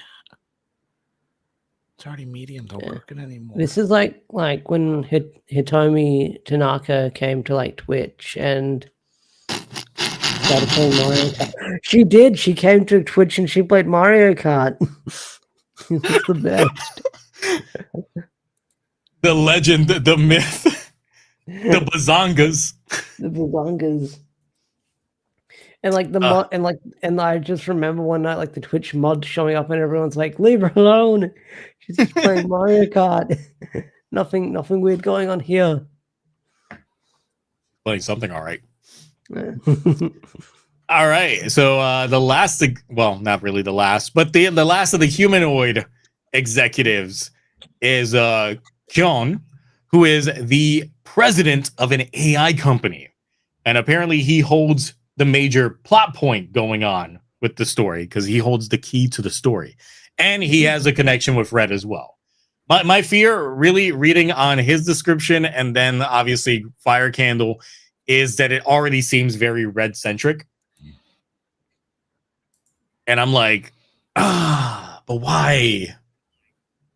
Like, can we do something else here? Like, can we not just focus strictly on Red? Can we have someone else focus on a different, like, member of the group? However, with someone said a Japanese version of Elon Musk, and then I just noticed that on his fit here, he has a red X. Oh, he does. And Elon loves him some X's. So it's definitely a possibility on that front. The thing is, with them mentioning an AI company and from what we know of the plot of the show, it makes me wonder how much of the plot is a simulation. Because I'm like, you can't just mention that he's like the president of an AI company and then don't implement the AI in some way, shape, or form within the show itself. So it's just a possible interesting take. I go into that on my video specifically when I was going over the presser details, because it's strong possibility there could be something going on there. And then finally, we have Mr. Shining Knife and Mrs. Sweet Cake. So it's 2 executives in one. The chief of staff for Buraidon. Their love apparently went too far, and they fused together. But when their love reaches its peak, they become gigantic. So I guess when they try and get each other off, they just become big. Wait, like that. What happened? What happened? Sorry, guys. I was watching YouTube. Yeah. Like I said, it's like her channel just be like that. You know, YouTube shows little arcs where like most played section. I was like, oh, why is this? And I'm like, oh, that's why. I was like, y'all already. These are the new wave of timestamps. Yep, you just see where's everybody scrolling to? Where does everybody keep backtracking to? I was like, but yeah, these are our suited villains with monstrous forms. Which once again, we 2 voiced together, and they literally look like something out of GoZyuger to me. Like, yeah, that's what I thought as well when I first saw them. Yeah, it looks cool. And obviously, like, they'll be talking at the same time. It's Bear and Ashura's situation over here. So how are we feeling about the villains? Well, I'll let you guys go first. I'm Team Bouquet all the way. Obviously, yes, I've been doing some research. Since I mentioned it, yes, you have. Not extensive, just surface level, surface area. I like that we have like human villains. Oh, that too. Like We're that. finally getting human villains after so long. I say after so long, like Down Brothers was the last one, but the thing is, they weren't fully villains, and that I'm getting the same vibes here. It's like they're not really bad guys here. They really sound more like rivals than bad guys. Yeah, we have to remember this is written by an Inoue. So that's correct. That's my next thing is when you start getting into the production staff, it's like, yes, this is Akiko Inoue's first time as head writer for something. So yes, it is Toshiki Inoue's daughter. We got ourselves a next generation Nepo baby because Toshiki Inoue was already a Nepo baby.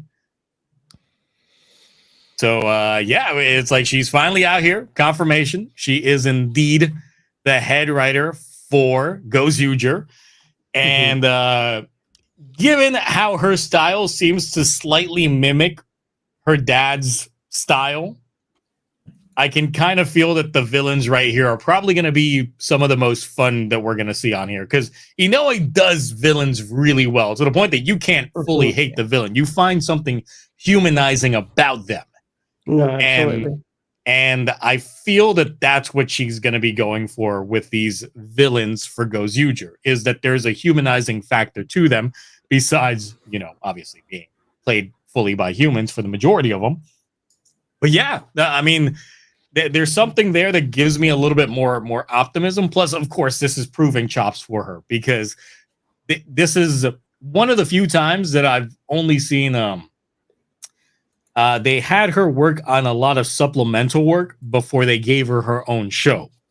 Versus, I would say, like the head writer for King Oger was Takahashi's understudy, but King Oger was the first time that he had done any head writing, because everything was related to something Takahashi was doing. that type of thing. Yeah. So it was but for her, like they gave her original stuff for her to work on before they literally said, okay, here you go. This is your own show. So I do think that they put her through her paces a little bit before trusting her. But I don't know what that means in terms of Toei executives, in terms of their mindset or things like that. But let's see how it plays out. Because once again, we've seen a bit of her work, and she did write some of the more palatable portions of Gotchard. I'll say that. Yeah, I've heard that. Like the episodes that she worked on Gotchard were well received. Yeah. I mean, sometimes they could be tonal whiplash, just depending on what happened previously. But otherwise, in a bubble of themselves, they are enjoyable episodes and pretty hilarious. Probably the most like belly laughs I've had from Gotchard as a whole. And then, of course, she did all the Shinobi stuff, which was in itself also hilarious. Now we'll see whether or not this show has a big shift towards the hilarity, if it's going to be complete brain rot like something like Dawn Brothers, or if it's going to be something that has a veil of sophistication with its funny moments, like something like Inoue would do during Heisei 1 of Kamen Rider and during some of his earlier Sentai entries like a Jetman. So we'll see what she's got going on over here. The directors for this, people that worked on the last few set of Sentais.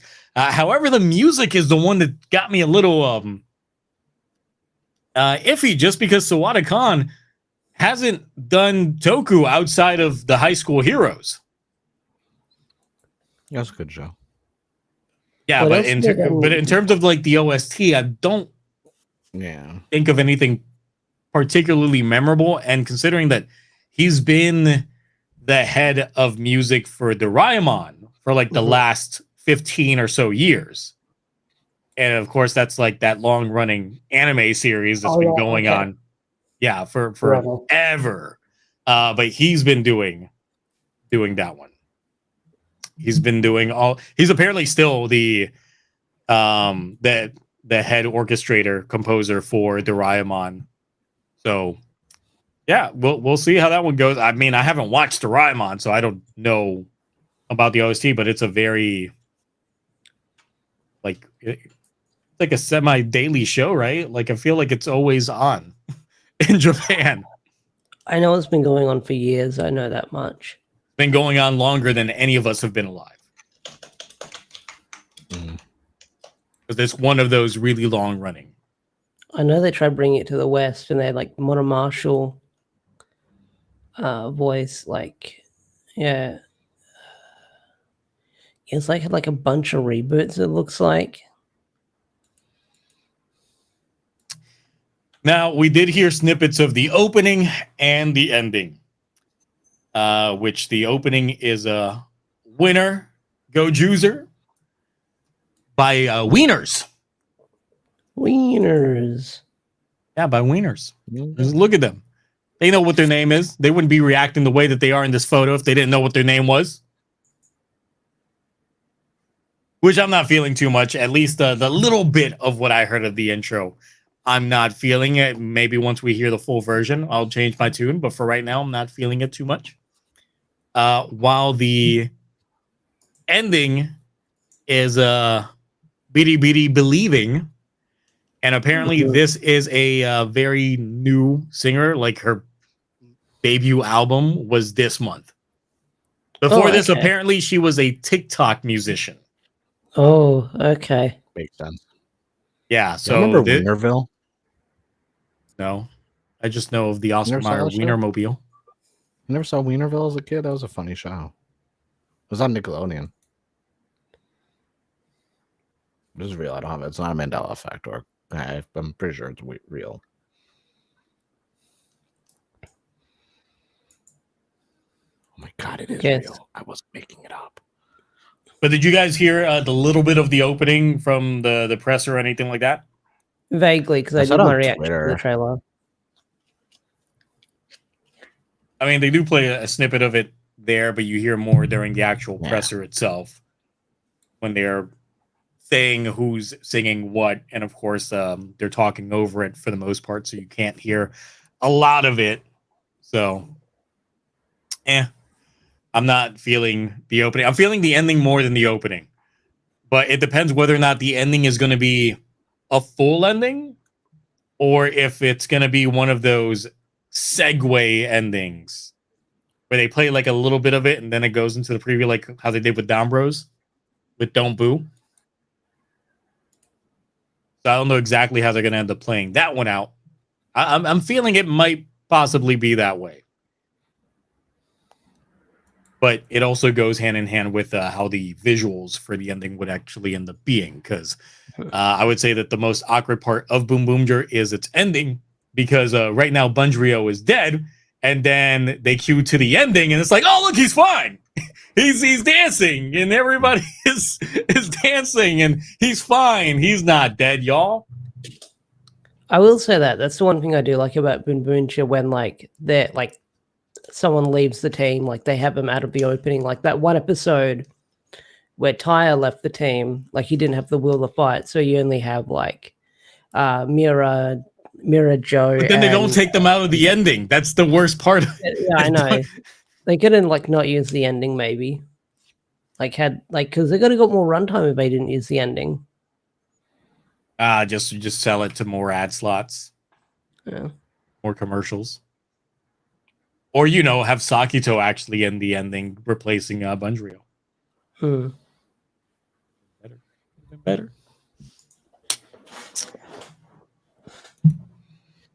So, yeah, in terms of the show, obviously, I can't play the trailer for obvious reasons, but also because the one that's linked on the website is also region blocked, and I don't have my VPN on.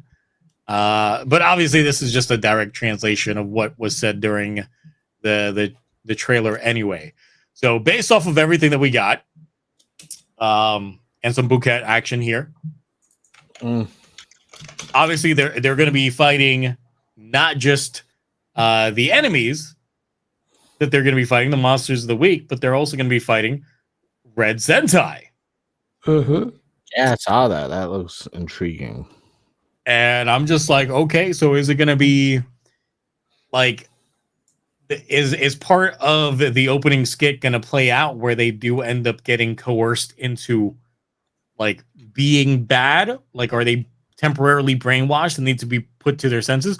Or is it, hey, you want your powers back and then some? Well, then compete in this ring battle. And then since it's strictly Reds, I'm just like, okay, I can see some Reds committing to it, but then I can see some Reds going like, nah, I'm not going to do that. What's wrong with you?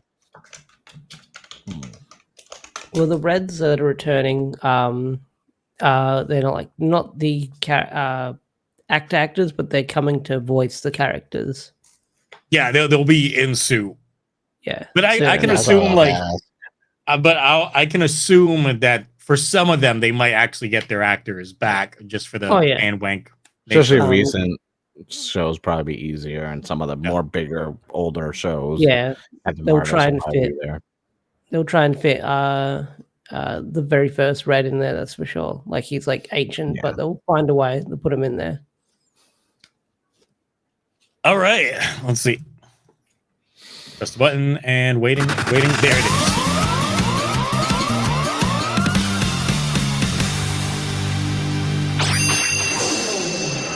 Our head writer ends up mimicking her dad with a wedding scene, and one of our main heroes dies. Bench-kun returns. Bench-kun. All right. Placing bets now. Who from the main cast dies? Oh, Green. No, I think that's too obvious. You can't have the youngest one on the team die. Then sure you can. Can't do that. Maybe crime against fashion. Maybe Yellow because he's like culted, like he's mech worshiper. He gives his life for Tega Sword. Yeah. I can see that. We'll also see how much Akiko hates women like her dad, or if she kills off. She kills off GoZyuger Unicorn. because that's a classic Inoue trope. Is just that women die in a lot of Inoue's stuff. See if Akiko decides to role reverse it, and it's just like, nah, this time the dude dies. As long as it's not my favorite character on the show that dies, I'll be fine. I mean, I can imagine they do like massively good character redemption arcs for like all of the bad guys, and then they still die. And I'll be upset. Except for Blue Cat. She's going to survive to the end. Yeah, we gotta make it happen. So early, then she'll have to make more YouTube videos. Oh no, she'll be doing behind the scenes on the YouTube channel. Yes. Doing the hair and makeup, the behind the scenes. Do a little summer beach OVAs. I'm okay with that. Let's see here. Fire candle. See, I feel like fire candle dying is like too obvious because I feel like everyone's gonna love this guy. Like he's gonna be too good of a villain, and then they're gonna kill him off, and then everybody's gonna be upset. His name is Fire Candle. Like you could use Elton John's "Candle in the Wind" as a bit. Like there's so much stuff there for the bits. Listen, I got a whole. I'm on the way. You're probably dinosaur got a whole season already planned. I don't. I gotta see how the first episode plays off so I can get the vibes from it. What if red centric is a red herring? I mean, the one thing about it, once again, it's like I'm judging Akiko based off of her dad right now, is that the main character is never the main character. They're the main character, but they focus so much on a lot of the other characters to help exemplify them even more. Because even though, as much as those of us that watch Down Bros and love Taro, you got to admit that they had a lot of character focus episodes on the rest of the cast to the point that it elevated that cast so much.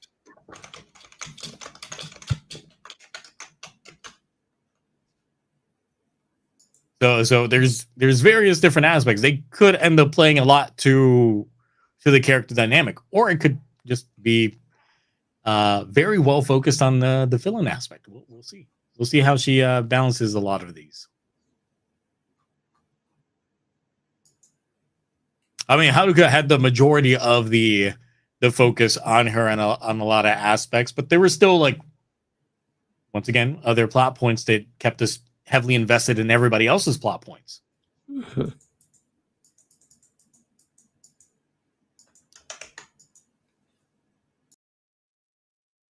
Take a sword marries Gozu. Yeah. What? That's weird. No. Why? If anything, Gozu Tyranno will end up transforming into Take a Sword's boots. They can be stepped on them.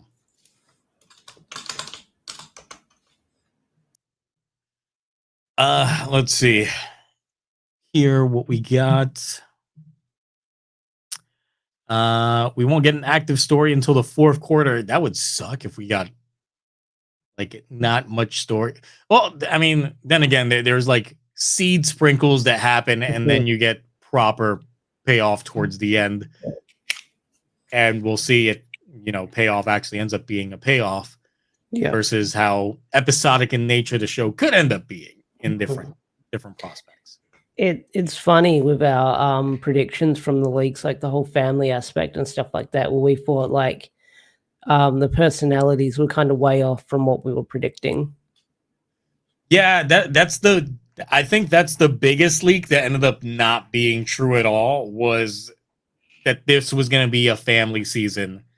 And I mean, look, the show that we had 10 years ago in the Ninja was a family season with all the cousins, and the show that we got 20 years ago with Maji Ranger was a family season. So it's, you could see a pattern per se. Yeah. But then it's like, no, everybody here is estranged from their family, and no one's related to anyone.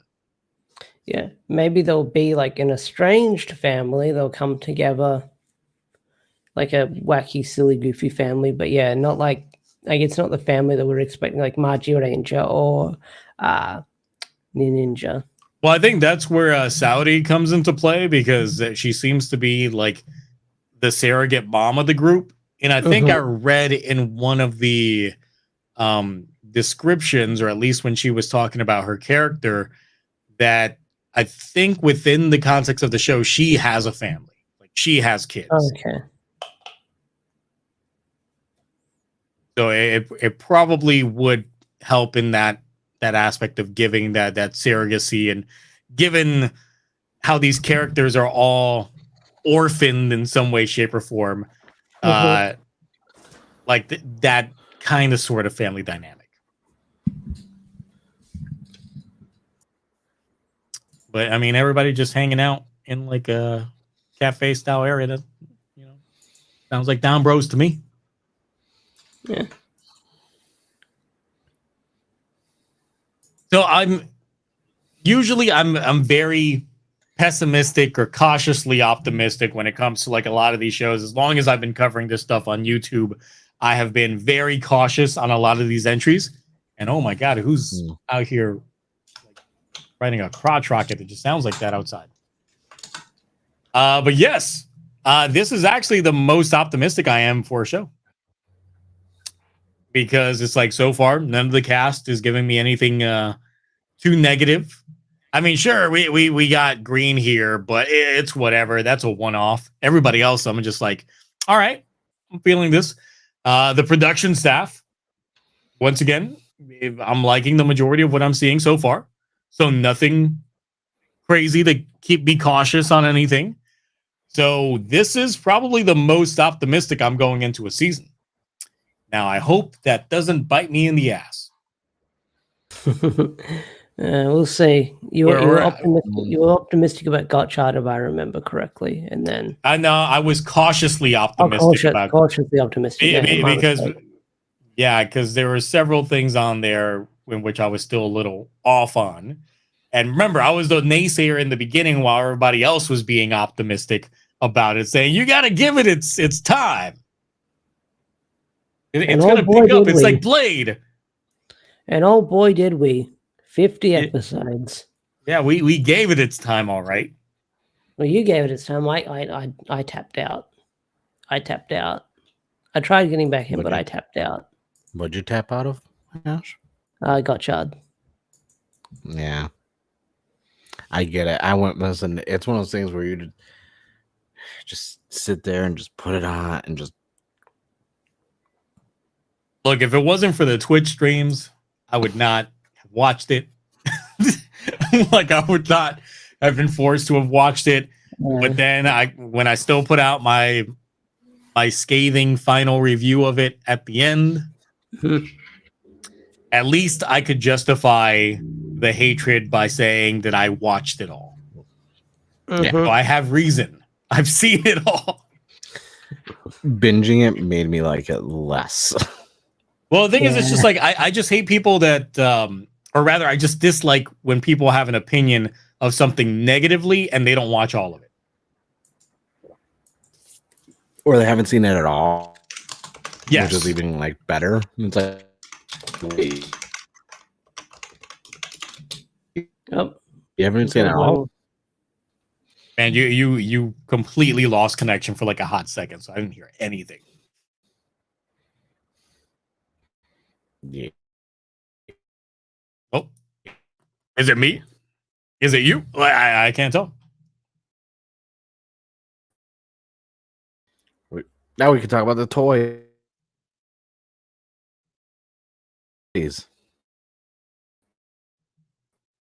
All right, I don't know who's dying. Is it me or is it Mark?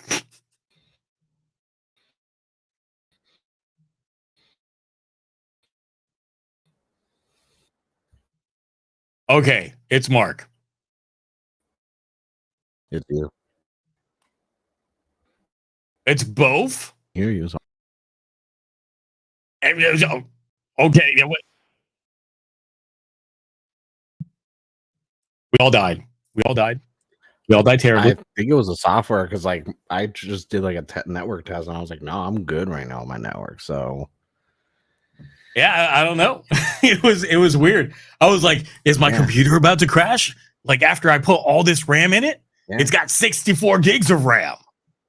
No, because I noticed it was like Ash first, then like I could hear you the whole time, but my video said no connection, but it said no connection on yours as well. So I was like, it's gotta be Streamlabs because I did a network test really quick and all my stuff was like above green. So I was like, all right, it's gotta be Streamlabs, not the actual. Because I was all excited. I was like, okay, well now we can talk about the toys because boy, I don't want to talk about. I don't want to talk about the toys. Why are you spending a lot of money? No, because they're so bad. Dude, the candy. Have you seen the candy toys? No, but I'm not gonna buy the candy toys.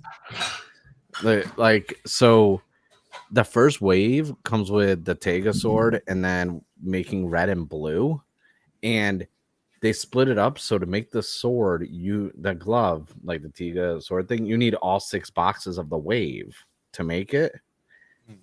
Or is it all 6 or is it all 8? No, it's all 6 boxes, right? Then you can only make one or the other for the robos for each color. You need a whole nother set of the glove, which is another 6 boxes, which means you have duplicates of blue and red.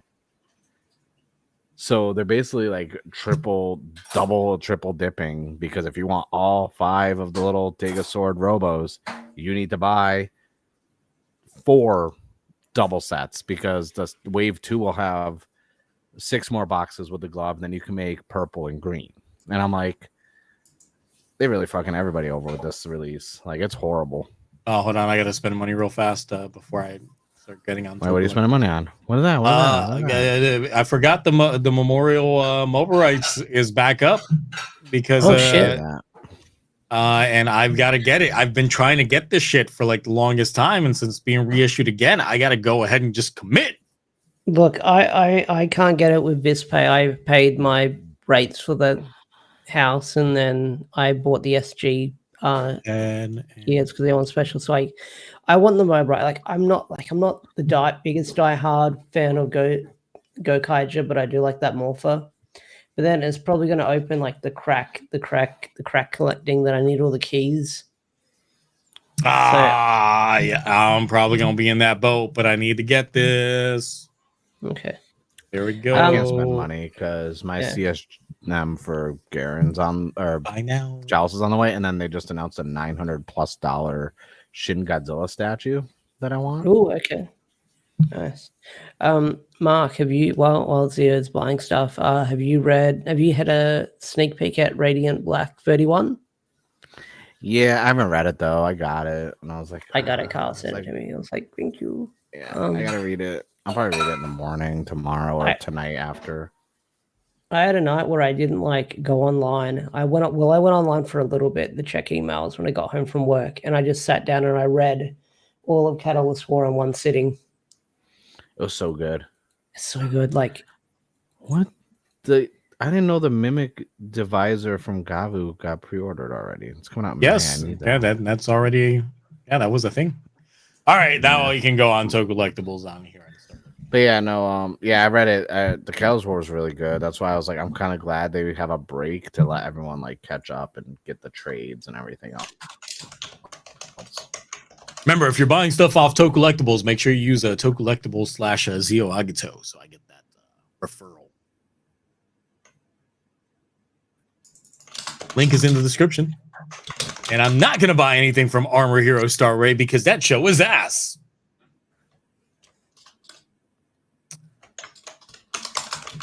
All right. So this is the biggest disappointment I've ever had. Oh no, is it happening again? Yeah, it's happening. Dying? It's happening again for him. I think he's dying, but I'm. Yeah, you sound fine to me. It's but just Mark's dying. Yeah, Mark. Yeah, Mark's like running on like one like 100,000 pings like me when I play Marvel Rivals with you guys. King of pings. King of pings. King of pings, baby. Although it wasn't that bad when I played. He died. He's gone. Kevin got him. Oh. And then Then he came back. That was weird. Yeah. I was like, what in the world happened? You pinged so hard that, like, I guess we just died. And you don't even have a camera up anymore. I turned it off because everything was frozen, and I was like sitting there doing a thing, and I was like, well. But we were still talking just fine. And then, like, you left for a second. And I'm still did a whole check, and I was like, yo, everything is fine on my end. And I was like, I have no idea what. I mean, I feel like it's Streamlabs that's just not having it right now. Because a lot of people have been complaining about streaming on, like, using Streamlabs, like Talk Studio and stuff, and like usually once it hits a 2-hour mark, people have been having issues also with like StreamYards too. Once they hit like 3 hours, that something happens with their back end of it. So it's not us, it's Streamlabs. Well, we got our EX Tegasword hand giving everybody the finger. That, you know what? As a henshin device, it's pretty all right. As a mecha, I fucking hate it. I just don't like that the transformation device is also the mecha, and it's like, well, how's this going to work when the Memorial Edition comes out? That's what I thought as well. How are you going to attach the other stuff to it? Like, my hopes is that they do end up doing a Memorial Edition that will focus on the articulation of the mech, so it would actually have some posability. Also, I think that is this like the cheapest I've seen like a mecha like in Toku. This is $86. Yeah. Cheap. But then again, it has zero articulation. So you know what froze my computer when you're like, make sure you go to tokullectibles.com/ZioAgito, and then my computer froze because I was just like, oh, I didn't know you're affiliated with Tokullectibles, and I was like, I should support. I told you. It means I'd have to support them. Man, I told you like a week ago. You were on edibles. Yes. Yeah. You're right. Yeah. It's not my fault. It's like I was like, I know you were there. I was telling you, but you were also on edibles at the time. So yeah, were we playing Marvel Rivals when you told me? No, I think we said it on the podcast. I was on that last brought week. up into it. Well, like he wasn't on there on that one. It was, I think, when we got on VC chat on Discord on like Tuesday or Monday this past week. Probably. Yeah, no, yeah, it definitely was. I know. If I'm in Discord, I was. Yeah, because you were like off from work that day. Yeah, oh no, it definitely was then. That was probably like a twofer. So I don't want this toy. No, I want the changer, but like I said, I'll wait for the Memorial Edition because I bought multiple of them because they came in a pack, and I was gonna do it with my display for Boonboomger because I have those posable hands, so I was gonna put the changer on the wrist, but I'm like, if I get this changer, I could put it on the actual hand to have it on display with all the other candy toys and stuff around it. But then I'm like, I don't from the size of it and the snap, like that's not worth getting. No, I didn't think it was possible to have less articulation than the Boom Boom Robo, and they found a way. Like I feel the Transformers McDonald's toys that I got back in the 90s had way more articulation than this. Don't talk about that because I just bought the Evangelion ones that they had in Japan. I'm waiting for those to be shipped out to me. You can get them on eBay? I got them on Bai. Bai? Are they cheap on Bai? Like 40, 50 US. Is Bai like an armor like for shipping or depends? It depends. It depends on weight. So like, that and like which pay, like I always pick like EMS. So to come from the US, it's like $27. But I also wait till I get a bunch of stuff in my locker. Mm-hmm. That's why. Plus, I'm you always- are technically closer to Japan than me, so y'all shipping shouldn't be as bad as mine because mine's Yeah. worse. And mine. No, but you're technically closer to Japan than I Yeah, you am. are. Yeah. I So- am, but I'm paying USD when I order on. Oh, yeah. You got that currency exchange. Yeah. I love posting my screenshots of when I buy something on Toku Collectibles and realize like, what the fuck? Oh, Why are you paying so That's much? like my reaction every time. I'm like, man, I was like, oh, I can't. Like, it hurts my soul. Like, I feel Yeah. bad. I was like, we need to start Like- a foundation for Ash. That's why I said to Liz, when I was buying stuff in Toku, I was like, can I just live in your basement so I can just order stuff off Toku Collectibles with the free shipping? As well. The free shipping is Right, nice. Barry. Yeah. Yeah. I don't. The thing is like, I know there's probably going to be someone out there that buys like 5 versions of this just so they can have the different combinations. Probably even Yeah. 6 just to have one That's in its changer mode and then all the mechas in their other forms. But I'm just like, since it doesn't pose, it literally Yeah. is just like Mhm. having a Sofobi that they're just like there in their regular and it's neutral pose. It's weird because the candy toy one has really good articulation, just like with Boonboomger.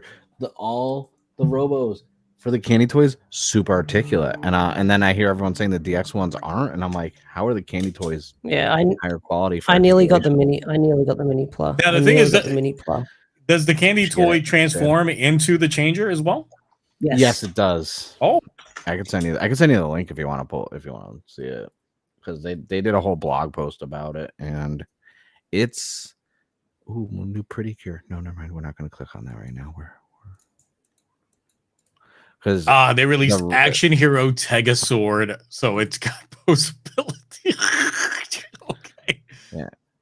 oh wow, All that right. looks so. There you go. I mean, That reminds me this of, at least remember looks like it the moves. Digimon toys.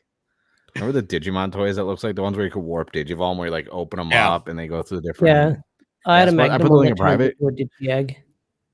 Nice. This I at put the link least in looks private. like- It also has the rings, and it breaks down how they actually work. From like, dude, that's expensive. 2 rings for 25. Hobby Links has it for 11. I know. Well, Hobby Link has it cheaper, but the order stopped. So I'll I put a think link on people- X with a discount for anyone who needs them now. Actually, I think I Okay. did that a couple of days ago. No, their these- Action Hero of MMPR is disgusting. Are those DX? Are those DX rings? Yeah. So the candy toy ones are like 400 yen each in Japan, and they work exactly the same as the DX ones. Yeah, the Blaze is right. Now, They don't- have the I core don't painted like- on them. They do look better. How the back of him is not painted. So the Action can Hero see line right is so it's very lazy. The Action Hero line. I don't. So bad. But that's why Super Sentai toys are always the lowest sellers out of all the. Wait, there's a full set with all the. Oh yeah, that's a stupid one. Ugh. So yeah, it takes all those boxes just to make the glove, and then you could transform it. But if you want each of the robos displayed, you have to buy the whole set multiple times because you only get one glove. That makes no goddamn sense. Look at that. That's posable. Yeah, I You told can the pose candy toys this! are super yeah. If you go And on the it blog transforms, post, I like, put in the what? private, they actually show gifs of it and how to do it on the blog post, and I was like, damn, that looks good, high quality, but I gotta buy multiples. Because usually with like base set ones, it's like, oh, the first 2 boxes are one robo, and then the next 2 boxes. So I can go and buy duplicates of like box 1 and 2. I can't do it with this because it takes all 6 boxes to make the glove. There's one piece of the glove in each box. So I may have to wait and I'll go on buy and see if anyone completed the glove and then sell it that way. Yeah, I might actually get the mini plus set. On I'm gonna get at least one. I want to get an SMP. Because I've seen a don't lot get of SMPs. How a mini plot that's cheaper than It's a the Dyranger DX is more Oh. posable than the DX. If That's how it's they, been. if they work the ergonomics to work in mini plot form, it should exist in DX form. Like what is this? It's ass backwards. Dude, all of them since The only ones that for the last 5 years or plus, the only one that wasn't good for posability were Zenkaiser's mini plas. They fell apart because they had the two halves that had to connect, and they would literally detach, and they weren't. But Don Brothers super posable. The King Ozier is very posable. It's kind of posable, but it's so bulky that I don't really pose it that much. Don Brothers is, or not Don Brothers. Boonboomger is probably the most posable mini pla I've seen outside of an SMP line, because those you get what you pay for with those.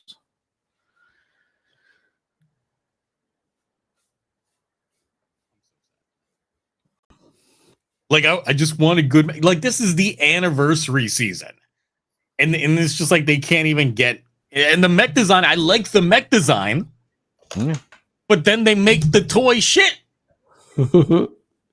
Yes, you do have to buy the weapons 2 times to display the weapons too. I know, I'm well aware. Trust me, I don't like this any better than anyone else, because I have a shelf already started clearing off just for this show, because I have my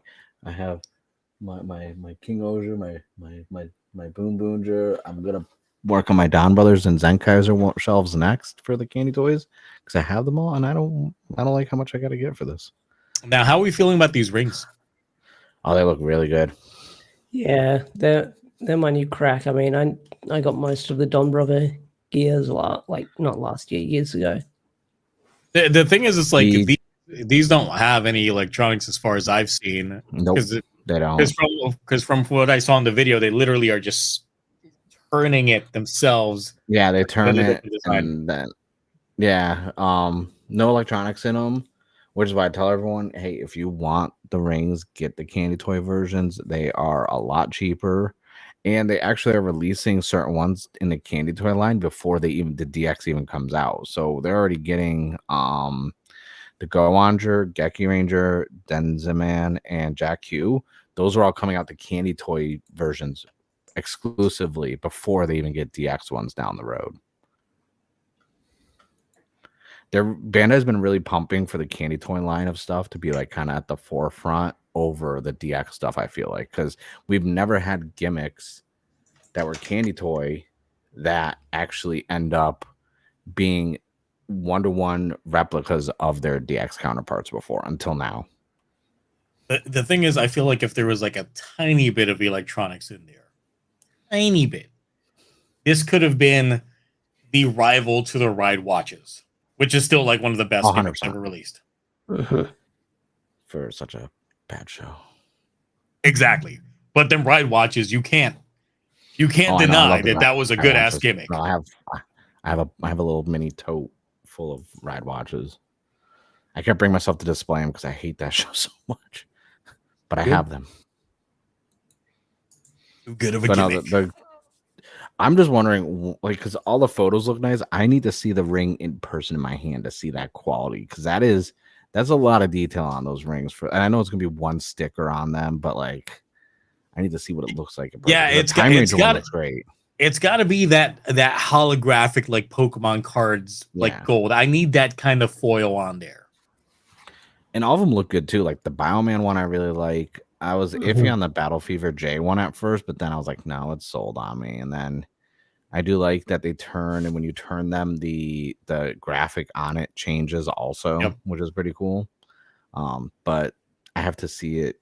I have to see it in person. I'm glad they're cheap, because I don't. I mean, they probably make these for pennies anyway. So yeah, I know they do. Also, one more thing about the candy toy mini paw, they actually have, for the chest and stuff, they have clear plastic pieces and soft plastic on them. So they put more into the mini paw for these robos than they did the DX version.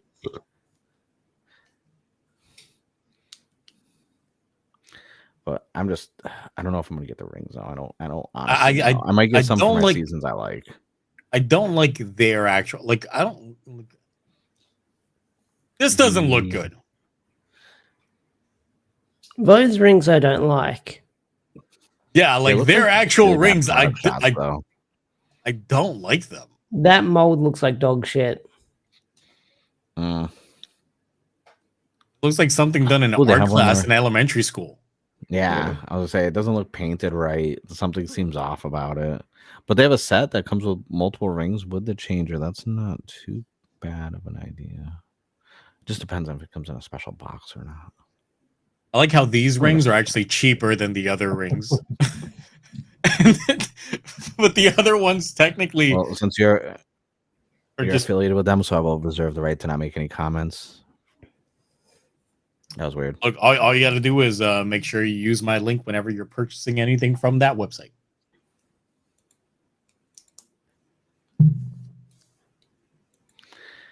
They got the other Gavu stuff in here yet? I might get the set that comes with the rings and the driver or the hand glove thing. No, they haven't put. I don't think they have anything on there yet. You want that Boonboomger Gochizo? Because I don't. I did get that set, the box one. It's actually pretty neat. Where did I put it? The one that comes in a little box like this. Oh, the Vlamps one's in stock. Yeah, it's been in stock. How much is it? 90? 80? What? Don't do it. Don't you dare. That's too much. I was about to do it. I was about to hide on stream this so I can put in my information. For 80? Yeah, it's not bad. Like, what price are you saying?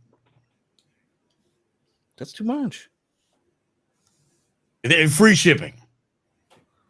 Still too much. Man, I get that shit for $45 with $8 shipping. Listen, we gotta get you good and connected in 2025. Especially with that Fi's clear color coming out. I don't want you overpaying for it. Because I know you will. I would just to get I know it. You will. I know you'll be like, I don't even care what the price is. I need it. It's like, no, I'll buy it. I'll inject it. I'll buy two, one to ground up and inject directly into my veins. Yeah, you're just like, I don't care. Legend Rider Gochizo glitter clear version set 1. Yeah, okay, so I just wanted the blade one. And I couldn't find the blade one on its own. So I had to buy the whole fucking set. I just wanted the blade one. The set 2. I have this thing where I need all blade gimmicks for all seasons when they get released. They look nice, the clear color ones. 01s. Gotchard. Bandai got really good with clear color lately with how they've been putting the sparkles and glitter into the molds. When they fill the molds, they've gotten really good at stuff like that in recent. Ooh. I might be spending a bit more money after this stream's over. Look, I don't know what I don't know. This is the first time I've clicked on tokullectibles in like 2 weeks. So. Well, I just secured my bitter Gavu changer. You want to swap the heads? Just to see? Have a red lower half. Right. It's like, what's happening? Don't worry about it. Flip them up. Trying to see if there's anything else. Yeah, I also want the Fi's Gochizo, but notice that it only comes with the phone. I mean, obvious why, but I don't want that phone. Like, so the Fives one will get released probably in the candy toy line because that's what they do when the phone one ends up being released, usually with the candy toy lineup. So it'll probably be in that one of the later waves of them. Because I don't want I kind of want the phone, but I don't because I've been getting like the phone gimmicks over the last couple seasons, but I don't know why, because after the show airs, they're dirt cheap. Like the Gunda phone ended up being like $12. Oh, you got the one from Revice? Gross. Dude, it was $12, and it was cool because it was a pew pew gun. It turned into a gun, and you could tap the stamps, and I thought it's pretty neat. I have it actually. Yeah, but that's what the Fi's phone is for. It does that. It turns into pew pew gun phone. Yeah, but it's also a part of the changer, so it doesn't count.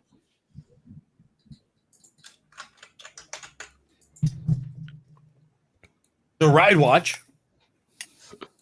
It's also a phone, gun. I know.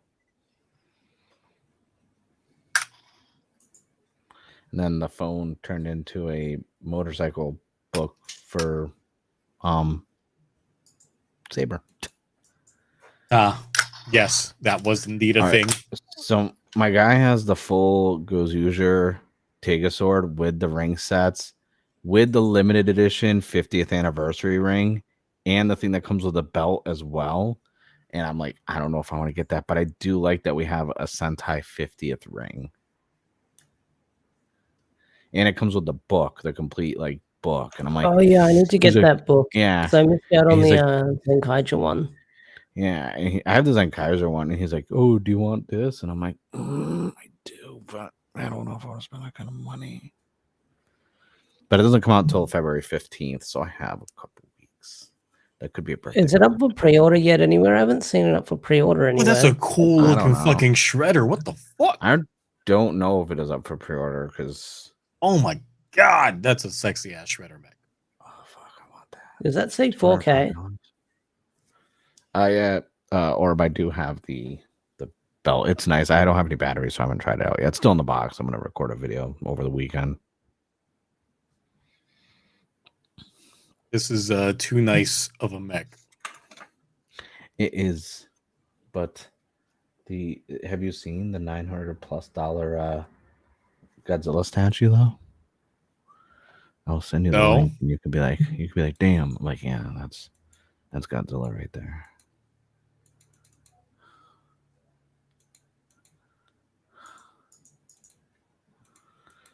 I didn't know that they were gonna release the CSM dang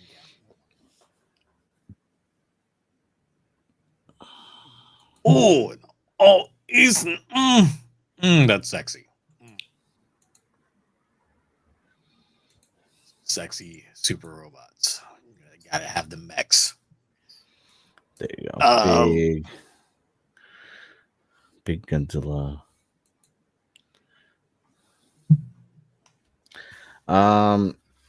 I never ordered. Oh, they're releasing at least the super best for that. Cool. I'm gonna have to the extended thing for. I'm not gonna get that. Yeah, they're doing a super best. They're doing a lot of super bests this year. Like I said, they're re-releasing every Heisei belt because it's the anniversary of Heisei. So they're re-releasing a lot of Heisei, and every couple months there is going to be another clear color. So there will be another driver after Fies that's going to get a clear color. Oh, I still got to pre-order this.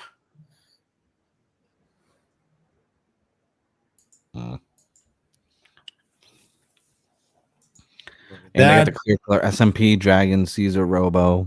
Ash, you should get that. That's SMP. Which one? Oh, the SMP. The Dragon. Much as I've been shitting on color SMP. I'll have to look into it. Because they just released a clear color for the regular Robo from GoZyuger, whatever the Ranger, Mighty Morph Power Rangers, and then they have the Dragon Caesar coming out. I hope they do clear color for Die Ranger. No, I've seen the it's like I need to like start building some of my model kits I've got downstairs in my boxes, like my Metabots and my Saiyan pod, so I can actually learn. Like I need to get a Gundam kit so I get the little tweaks. I'll send you some links. I got the like. This is my jar of Gundam stuff: markers, erasers, tweezers, and then the best thing you will always need. Oh, it's covered. I have one of the trays that has them lettered, so it holds the panels upright. So you just grab them, so you don't have to lay them around. And it's like $4 or $5 on Amazon. They're cheap, but they work perfect.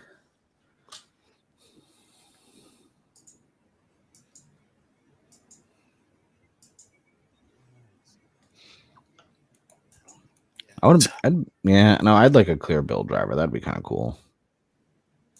But I just want all of them. If they release everything as clear, I'm gonna get all of them. I think a clear double driver would be cool since you would be able to fully see the guy memory in there too. Yeah, like I was thinking, like because the Forza one's kind of basically clear already to an extent, but I was like, yeah.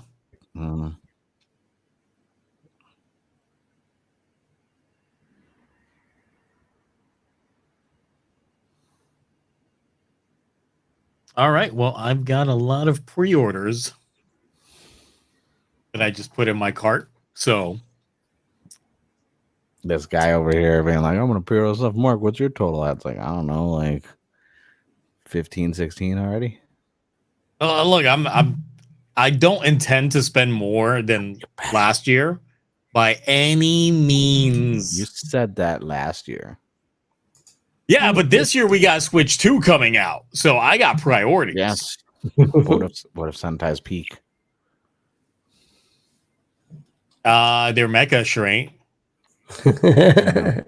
What if Gavu ends up hitting really good, more stuff comes out, and then the next Kamen is even juicier? We'll find ways to get you to spend money. Don't worry. There you go. Look at that bad boy. Oh, it's so beautiful. It's so big. It's $989. Guys, so thick. Mm-hmm. That's a thick ass boy right there. It's not really that posable, so I don't know where I'm gonna put it because of the tail. Yeah, that tail's gonna be like, dude, the detail on it's insane though. I know. I like need that so bad. I'm like, I can't. Like, I wouldn't be able to hide that either. Like, there's no way to like order that. And like, what is this? Like, I don't know. It's just because I forgot how tall it is. It's super tall too. It's like, let's see, what was it?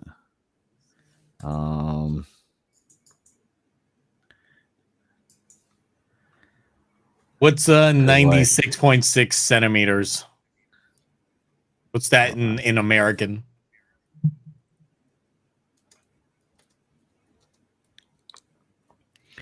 Dude, it's 3.17 feet.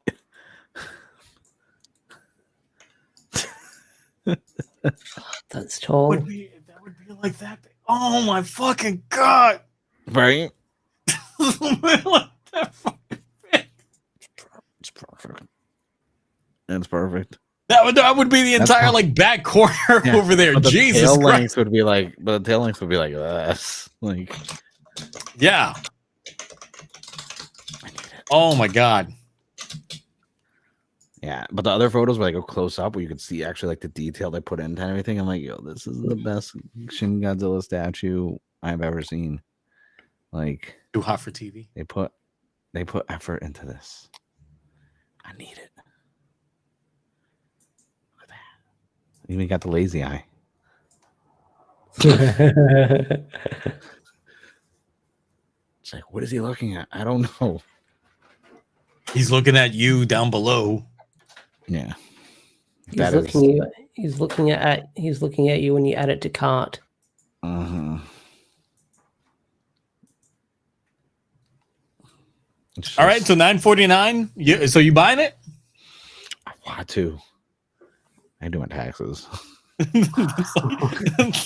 that's a grand just for that. Oh, if you go underneath the next, like where they have more photos attached to that tweet, there's a lady holding it for scale.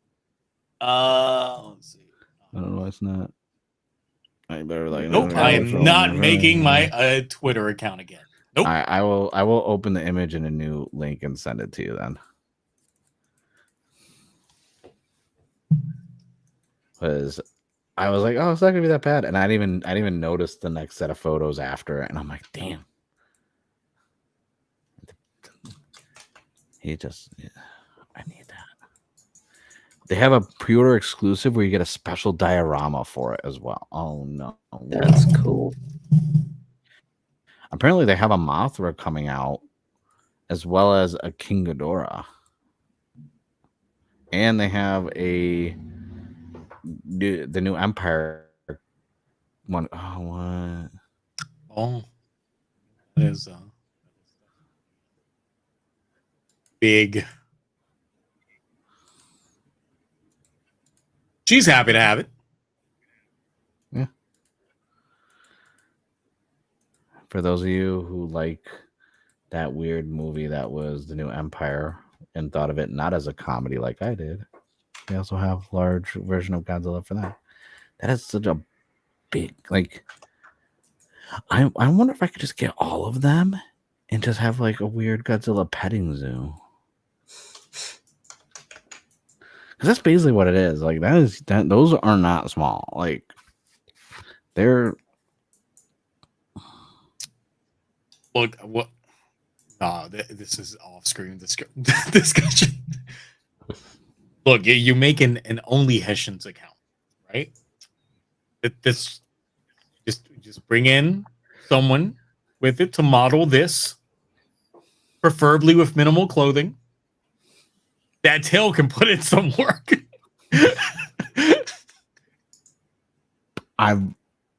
My original retweet of that had a joke that I then realized I have sponsors, so I just and I just retweeted it with like, "Oh wow, like I kind of want this. This will be good on display." That was my corporate PG mark reaction. Since we're on the stuff, but like places you can stick, I'll stick in. Did you see what Pokemon Center announced? Oh yeah, I yes, that as well. The life-size Gardevoir plush. I'm not It's saying like- I got one pre-ordered, but The second they might be announced in the that, I back. was like, "Oh, only a certain kind of person's gonna be buying this." I saw Mhm. someone quote tweet it. My first reaction was someone quote tweeting it, and it was like the Walter White meme where he's in the car screaming no. And my retweet was the guy who's like, sir, grab me that creature over there. The one from and everyone's just like, Mark, no. And I'm like, Like then it's like, where's the low punny one next?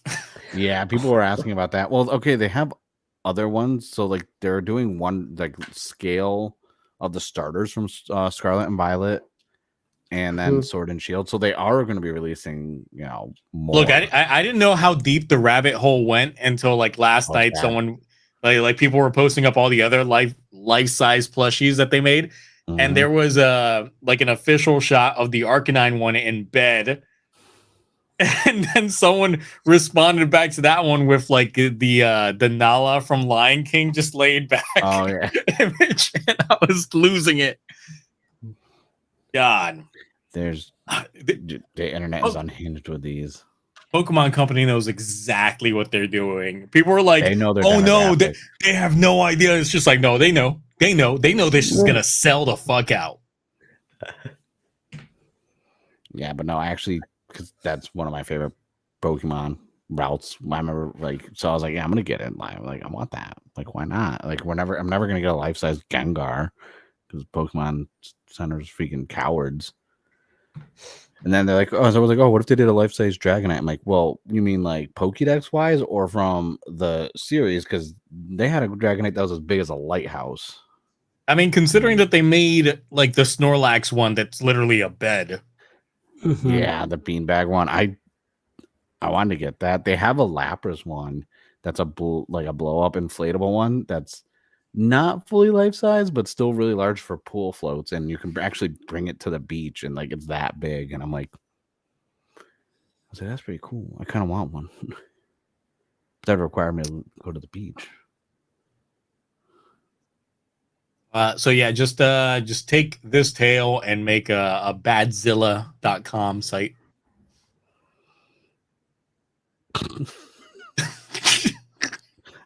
I'm just thinking in my head, I'm like, all right, how many subscribers would it take to offset the price of that?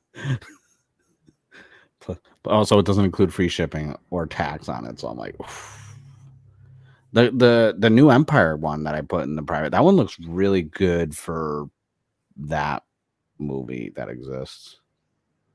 I watched it again recently and I was like, I didn't hate it as much as I did when I saw it in theaters. It's not a bad film. I think it's just because it came out and after like Godzilla -1 and everything else, it's like I don't want that was like peak Godzilla for me. The thing is, this woman doesn't seem as happy to be holding this one. Well, no, she saw the movie before they handed it to her. Yeah, it's like complete. Like, oh my god, this is the one. You see that tail, and then She's it's just like this is peak. This one's like, dinky, hefty. It's like, why does she get the bigger tail? That's half her body. That's half her body. This isn't even half my body. Yeah, but I will say this company, like, they do really good work with this, and it takes a long time before like you actually get the statues from them. Like some people are still waiting for the full Mothra fulfillment because of how much work it goes into making those. But they look good, and Oh yeah, that is some quality right there. like that counts towards Toku that too. So you know, Godzilla's Toku. I mean, it does. So yeah. But I'm probably not gonna realistically because that's just like I have nowhere to put them. They're not posable, so it's not like I can like adjust the tail. Like I have the NECA movie reel. I have the whole Godzilla line of those, and I love how posable like the legs and arms and tails are. So that way, there it's like I can kind of modify it so the tail isn't just all over the place.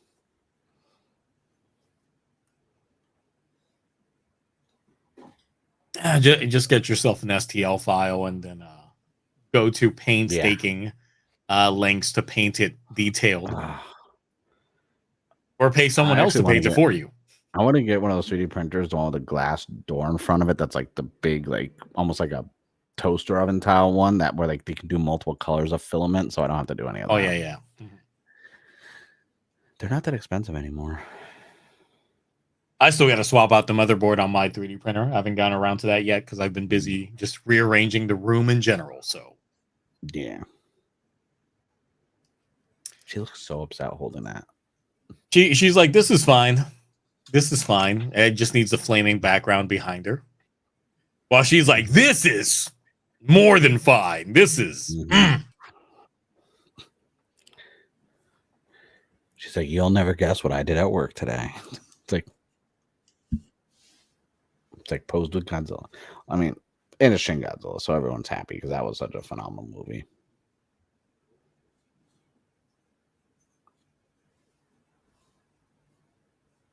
I just don't like his little tiny arms. Yeah. All right. So I think we've covered the majority of things. Is there? Oh my God, we're in this angle. Oh yeah, because we died. Like, what is that? Died. Yeah. We're all piloting a mech. That's the look of us piloting Voltron. Sure.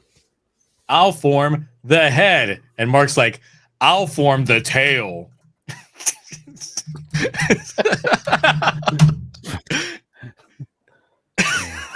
Probably. I'm still forming the tail. It's just like 5 minutes later. Keeps going and going. It's like the Energizer Bunny. Like one little like slowly extending out, and you're like, man, this is gonna eventually, right? It's like, nope. Just keeps going and going and going. Going. That's it. So anything else happen in the worlds of Power Rangers? Got anything coming out besides the nothing? Apparently we'll find out more about the toys in March.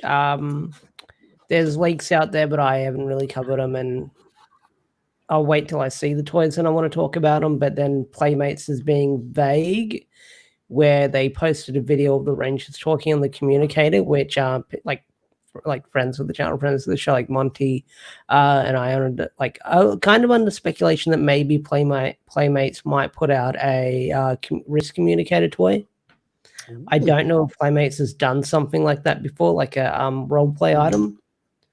No, yeah, not like that. No. Yeah. Well, better be die-cast metal. It fucking better be. I missed out on the Bandai one all those years ago. Then I'm gonna need a Memorial Edition risk communicator. Like, let me talk to Zord on. I'm so glad I didn't miss out on those, because in the time frame where I got all that stuff, it was like New York Comic Con 2015, but then also right before Toys R Us was like closing down, they were doing all those crazy sales on the Bandai Legacy Power Ranger stuff. So I was getting like the Zords for like. I have a photo. I'll have to find it for next Friday to show you guys. I actually took a whole bunch of photos at Toys R Us buying stuff, and it was like 50% off all the stuff. So it was like $24 for the Megazord, the blaster, the gun blaster was like $30. Like, and I was just like, one of this, Titanus, Dragonzord. I was like, let me just get these. And it was like everything was like 20 to 20. Like nothing was above $30. I don't think. I have the photos somewhere. I'll find them. requires me to log into Facebook. Because people were commenting like, "Oh, grab me this, grab me that," and then someone was sharing it to like a Power Ranger Facebook group, and I'm like, "No, don't share my shit." Like now, all these other weird nerds are gonna go buy everything. I'm gonna try and resell because now places out here sell the legacy, like Megazord and Dragonzord, like even if it is in the box but not sealed for like $400 or $500 each. They try and sell the blaster for like $250 because I have every legacy thing. I have the morphers, I have the white and green Ranger one they did at Comic-Con. I have everything legacy because they were cheap at one point. They're cheaper than buying stuff like new now that comes out. And the communicator would be nice because everyone complains Mighty Morphin Power Rangers, but I guarantee you, they drop a communicator. All those people who are like, I hate Mighty Morphin Power. They're gonna be like, what? A communicator? I can't wait. Look, I would be in that boat just because the communicator is something that I just have not seen a proper good toy release on. And that's something that I wanted when I was a kid. Even though I can technically do that for real with my smartwatch. Yeah, but it's not the But same. it's yeah. I need Zordon talking to me. You ever get the McDonald's Happy Meal one they did? No. I'll have to pull them out of the box and I'll show them next week. They're shitty. Most of them, like, I don't remember any of the McDonald's Power Ranger toys that I have. The only thing that I can remember that I got from McDonald's was it was a VR Trooper toy, and it was like a little kaleidoscope thing that they had. And then the medallion, the necklace. Yeah. So McDonald's did Power Rangers 3 times, 2 for the show, 1 for the movie. They did VR Troopers. They did Mystic Knights of Termagur. And then they did, I don't know if it was Burger King or McDonald's. One of them, I think, did do Master Rider. I'm not sure which one it was, though. But yeah. Ma owned one of the franchises, so we still have them back home at her house in like her storage area. We have the actual McDonald's like display things that were on the wall with all the Happy Meals. Like she saved all those because she owned the franchise. And I'm like, I need those. Yeah, Power Ranger toys. But it's not Burger King with their Pokemon Gold. Hey, McDonald's got. Oh yeah, I have those still. McDonald's doing Pokemon right now again, by the way. Dragon themed for the cards now, and the boxes have dragons on them. Look, right now, the entire bloodbath is between like the newest release of Pokemon. Yeah, like some of these cards going up for like $2,000, ungraded. I can't even find any out. Well, I can't even find any out here because I went to go to Costco to get some spam, and because they got the Korean spicy spam there. And I was like, okay. And I was like, I'll just peek at the Pokemon cards. And like the whole section was like, look decimated. And the guy's like cleaning it up. He's like, yeah. He's like, there's a line of people waiting outside. He's like, I hope we never carry Pokemon cards again. Thing is, it's a third party that puts them out in like Walmart locations. So the thing is, if you're lucky, a lot of those third parties actually don't do their goddamn jobs. So they just have the boxes in the back room. And for me, having access to the back rooms in several of these locations because of my second job, I've been digging through boxes. I'm like, you haven't put out shit in months. It's an inside job. Go in those back rooms and find me Terrifier 3 on VHS because I can't find it. I probably could. Dude, it's annoying. That's like my grail I've been trying to find. I've been trying to find Terrifier 2 and Terrifier 3 on VHS. Like, luckily I did get Alien Romulus. I found it. Had to pay way too much for a movie that's streaming online. But I wanted it on VHS because, yeah. Sometimes you gotta own it. Mm-hmm. Just for when people stop to the back rooms. I know our physical media thing is getting so good now that like we're probably going to stop a lot of streaming services soon. Netflix is going back up. I mean, it's going up again. Yeah, it's crazy. $2 to $3, and I'm like, man, like, I just signed back up for Netflix for Raw. I signed up for Netflix again, and now they're raising the price, and I'm like, I'm gonna have to. I think after Cobra Kai comes out, I might just be done afterwards. I'm gonna probably be done after Stranger Things drops, which will be that's rumored. True. which is rumored to be before the end of July. I feel like they're going to try and hit that like 4th of July type like time frame. Yeah, they usually do, or October, depending on how long it takes. Yeah. Well, there's other ways to attain it. Yes, AKA, get yourself a nice VPN. Yes. Or be like me and go on Raw with no VPN. Indeed. I want them to find me. I don't want them to accidentally find me just because I've got a Spanish name, and given the way that they've been cracking down, yes. Why do you think I haven't shaved? I'm growing this out for a reason, because if I shave, they're gonna be like, I'm like, no. Don't need them Like, asking for papers, please. Like, no. Right. It's a crazy situation we got in the US right now. So I live in San Diego, so it's even worse. So speaking of physical, because I got a VPN and got it the other day, but the remastered of the Digimon movies, they look really nice. They look really nice. Like our War Our Game. So they remastered the original Digimon movie. I think we talked about this we did. Yeah, but they remastered the original. Like I actually sat down and watched them last night. Like they remastered the original Digimon movie, but they also remastered and redubbed the 3 movies that they like abridged it into. And holy crap, like the quality.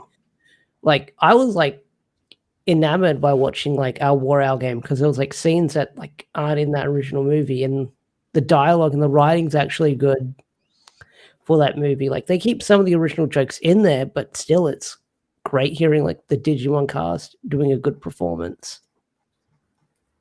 Is that out now? Is that out now? It's out now. It's out now. Discotech dropped it. Also, Discotech is also releasing Kamen Rider X. Yep. Can't wait. So Discotech is winning when it comes to physical releases. Yeah, they're doing better than. Oh wow! It's only. Wait, is this it's the Digimon the movie collections, right? Yeah, the 3 of them. Oh yeah, there it is. Oh, it's only $26, $29. That's not bad. Okay. Only because as much as everyone complains about the original version of the Digimon movie, like that's nostalgic for me, because I remember going to the theater to see that, getting my Magnamon Digimon trading card game card, Angela Anaconda before it happened. The whole soundtrack was amazing. Apparently that short isn't in the Blu-ray. I know. I have mine on VHS still. It's there. I can always use my capture card and get it for you guys. Yeah, I think it's on YouTube anyways. Yeah, it's on YouTube. It's like 10 years. Copyright ain't gonna touch that. Yeah, but like that movie, as much as like the cut of it, like I didn't know when that movie came out, because I was like 12.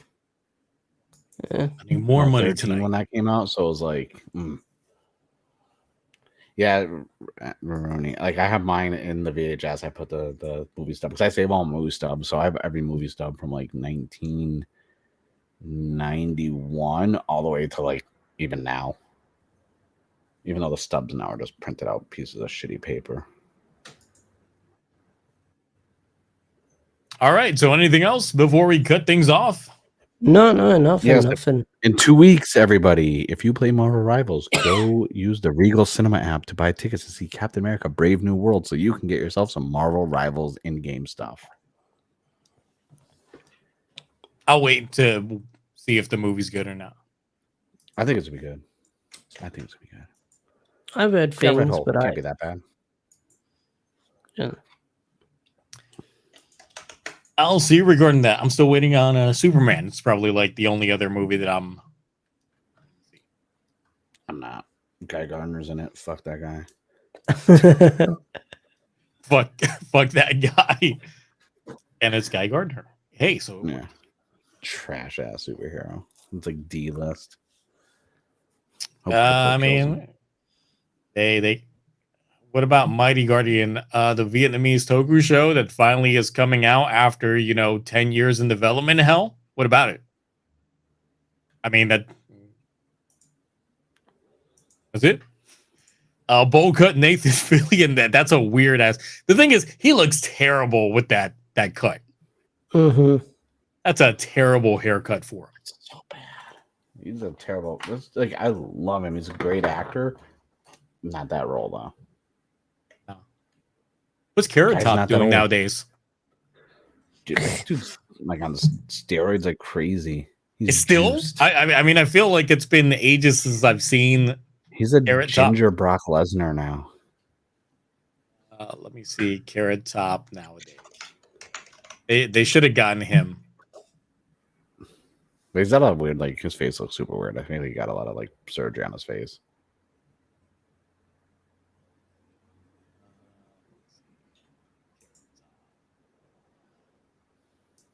Yeah, jump scare. Image of him. I see your screen in the bottom corner. I was like, oh god. Yeah, they're Just all the all eyes and, like, the bad. eyebrow earring, like- They're all terrible. He still tours because he was doing shows, I think, out here. Oh, I think I found the picture of him jacked. Let's see, he's So glad there weren't 59 words now. after that. He's got an official website. Okay.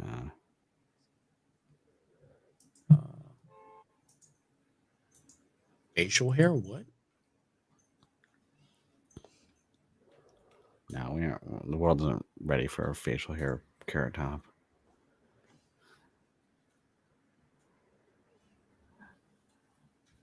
Oh, he's not as jacked as before. Yeah, he's definitely. Juice is wearing off. Yep. And even you could tell he's getting old because the curls ain't even curls anymore. like it's just straight. That's ridiculous. Superman is still better. I mean, anything's better than Gotchard. Mm-hmm. Anything? You know, I'd rather watch the Eternals than Gotchard. I never saw the Eternals, but I'm sure it's actually, better than I will Gotcha. agree with that. What about the Acolyte?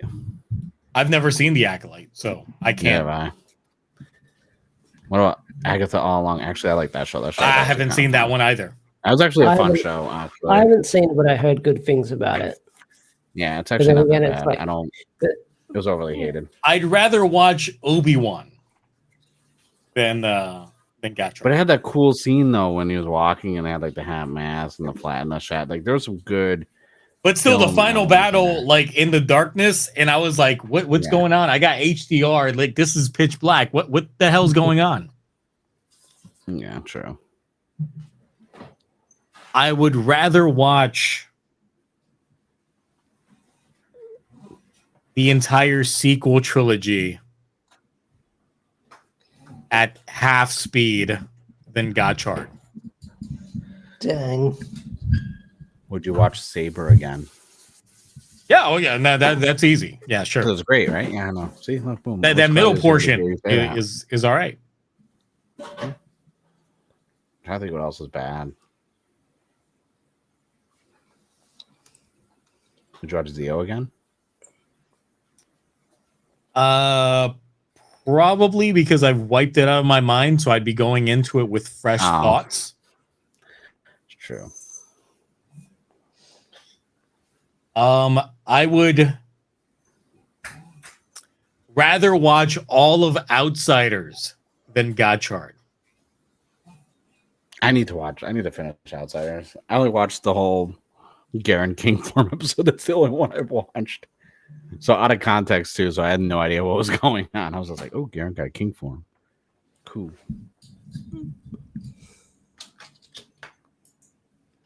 Yeah, it's still dumb though. So I have not seen Mufasa, nor do I care to watch Mufasa. We were watching it on obtained VPN, and I made it 15 minutes in. Oh, And I was like, what is this for? My wife kept watching it, and I was like, and then she had to stop eventually. She's like, I don't. Why? I'm like, no idea. money. Yeah, and it didn't even make any money because Sonic beat it. Ronnie, that makes no sense. I'd rather watch Gotchard than watch Gotchard. Ah, I see what you mean. Understand completely. Yeah, I guess if you do some mixings, Mm. certain hallucinogenics, then maybe Yep. Maybe you are the Kemi. Why is everyone hating on Gottschalk? Isn't Gottschalk the Sonic 06 of Kamen Rider? I don't understand that reference because I didn't have an Xbox back then or at all. So I can't attest to Sonic 06. All I know is that Sonic hooked up with Human Girl and people found that weird. Look, if you're going to watch Sonic 06, you got to watch the classic 10 years ago, the Game Grumps playing it. Just the best of moments, just to see how bad it is. I don't know. One of the best Game Grumps things that I've ever seen was them playing like one of the Barbie games. Speaking of, are you gonna get the Hello Kitty Island, whatever? Like basically the Animal Crossing. Why are people suddenly hyped on like Hello Kitty Island Adventure? Because it just dropped on the Switch. Because it just dropped, but also it's like the name of the South Park thing that they said, and it became real as well. Yeah. Oh. Okay. It looks fun. I got Marvel Rivals to play, and I started playing Death Stranding on PS5 because I never played that game before, and it looks amazing. Look, like I said, Dynasty Warriors Origins I know. is calling my name. I gotta finish some games because like I've been playing Path of Exile 2, Diablo 4 new season just started. I bought more Toku merch. Like, I got too much stuff going on. Like I'm singing the praises of Dynasty Warriors Origins. It's changed the formula to a good way. They learned My friend's got like from the collaboration. That game. He's on it every day lately. Yeah, so am I. Even like when I'm not playing it, I wish I was playing it. Like I got to stream today. Damn it! Fun game. Like literally after this, I was like, I'm gonna play it, and then you're like, you gotta get on Marvel Rivals, and I'm like, but I want to play Dynasty Warriors. Should get on Marvel Rivals. It's fun. I just made my decision to join the Sun Clan last night. I'm gonna get Lord ranking and Punisher by the end of the weekend, probably. Nice. Oh, Mini Force got some new shit. Ooh, Mini Force got some good suits. Nice. Yeah, I know Forza Horizon 5 is coming to PS5, but also the Gears of War remake trilogy, which is 1, 2, and 3 that are getting remastered, will be on PS5 also. Nice. So no, that comes on PS5. I'll have to pick that up. Because Gears is peak. Gears is peak, and then there's a Gears prequel coming out. Oh, definitely. That looks amazing. Never touched anything Gears. All right. You're missing out. Yeah, we're done. We did it. We hit the 3-hour mark. You hit the 3-hour mark. And I've got old Carrot Top looking at me from my other monitor. So I know I could see it on the mini screen down there, and I'm like, I was like, it's haunted. It's a cursed image. I'm like, why is it in the bottom of my corner of my screen? Just being like, it's weird. Like y'all, this is what's staring at me right now. Is just this the entire time. He's seen better days. Yeah, he looks a bit sad in that image. He does. Mm-hmm. Oh well. Get your carrot, get your top. Mm-hmm. All right. Ash, what you got going on? Me. So Monday? Yeah, Monday. I'll try and release it if I have time to record it today or tomorrow. 20 years of Power Rangers SPD, where I just ramble into the mic and talk about that season. I'll probably be doing the same for Dino Charge because SPD hit 20 years this week. Same with Dino Charge. Dino Charge hit 10 years. So I might make like retrospective ramble videos on them. Nothing comic-wise is coming out just yet. Pretty quiet. I know I said I do theories and stuff like that, but I'm pretty sure I'm on the mark with who I think is going to be what color with the Prime Rangers.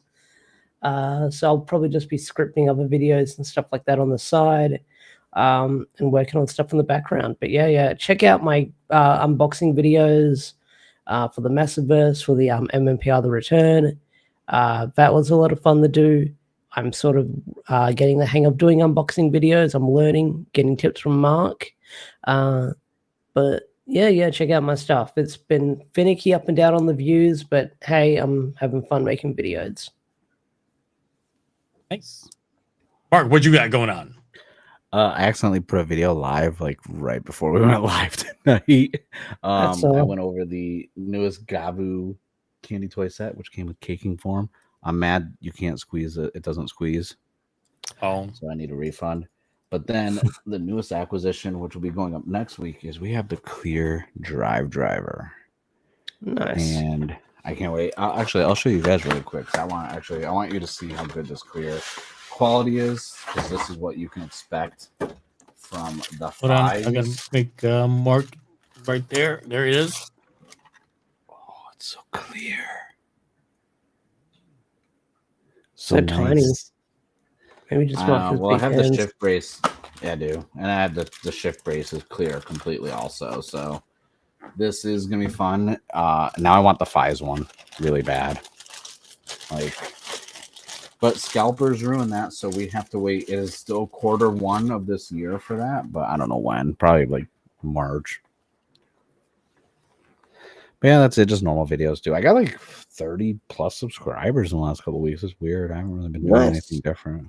I think it's a lot of people, because of GoZyuger, are following other. Every time a new season starts, or anytime a new season's about to start, I notice like everybody's sub and view counts go up. Dude, I haven't even talked about it until Monday, and I only gained like 3 subs. I gained all these like before. I haven't talked about the Super Sentai at all. It's the unboxing. I was looking at it, and it's basically from my shorts. Like whenever I do my haul, like my little quick little, hey, look what I got. Let me open the box and show you what's inside, and that's what's been doing it, which is weird.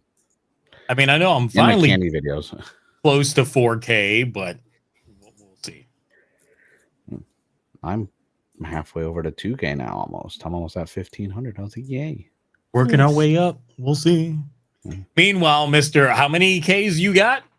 Me, 22. no, not 22. I've been like stuck in 17K for a while. Like a lot of people like have passed me, which is good. I'm happy for that. But yeah, I've been stuck in 17K for a while. So that's why I'm experimenting and covering different stuff here and there. Yeah, it is what it is. You are one of the only people talking about the comic books, which is like... I mean, Dawson Rider does, but I don't think people gravitate to his comic reviews that much. Like, no, I see his views also fluctuate depending on what he's specifically covering. Yeah, that he's got an audience for like the stuff that he covers, like Power Rangers, Rider, and Sentai. If it's more on the speculation based off of like leaks and reviews, those videos typically do much better for him. Yeah.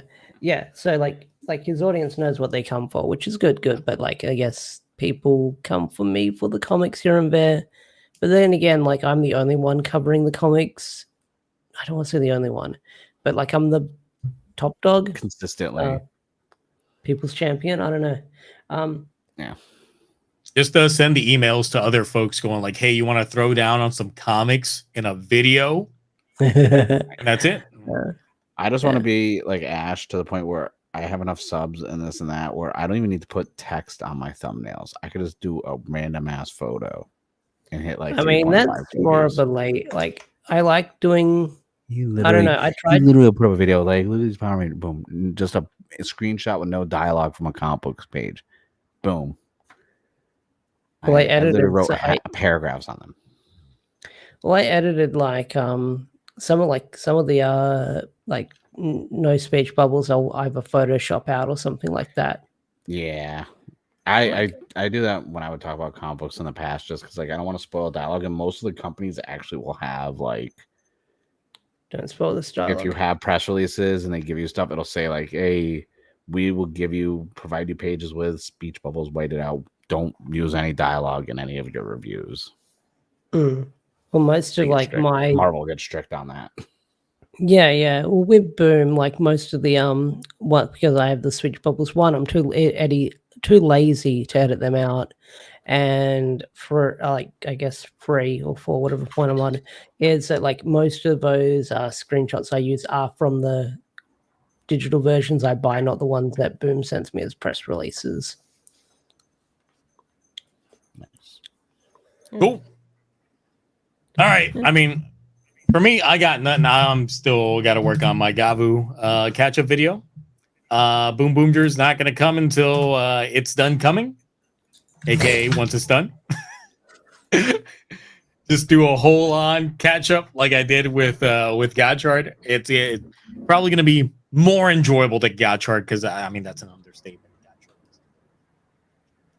This is still going to be bad, but not as bad as Gotchard on that front. But hey, it is what it is. And then we move on to GoZyuger. Hell yeah! I might get back into weekly reviews if I like the show. That's the thing I'm hoping for is that I know that like because of work I've been delayed on so many things. I gotta quit my second job, especially since they got bought out by another company. But that's beyond the point.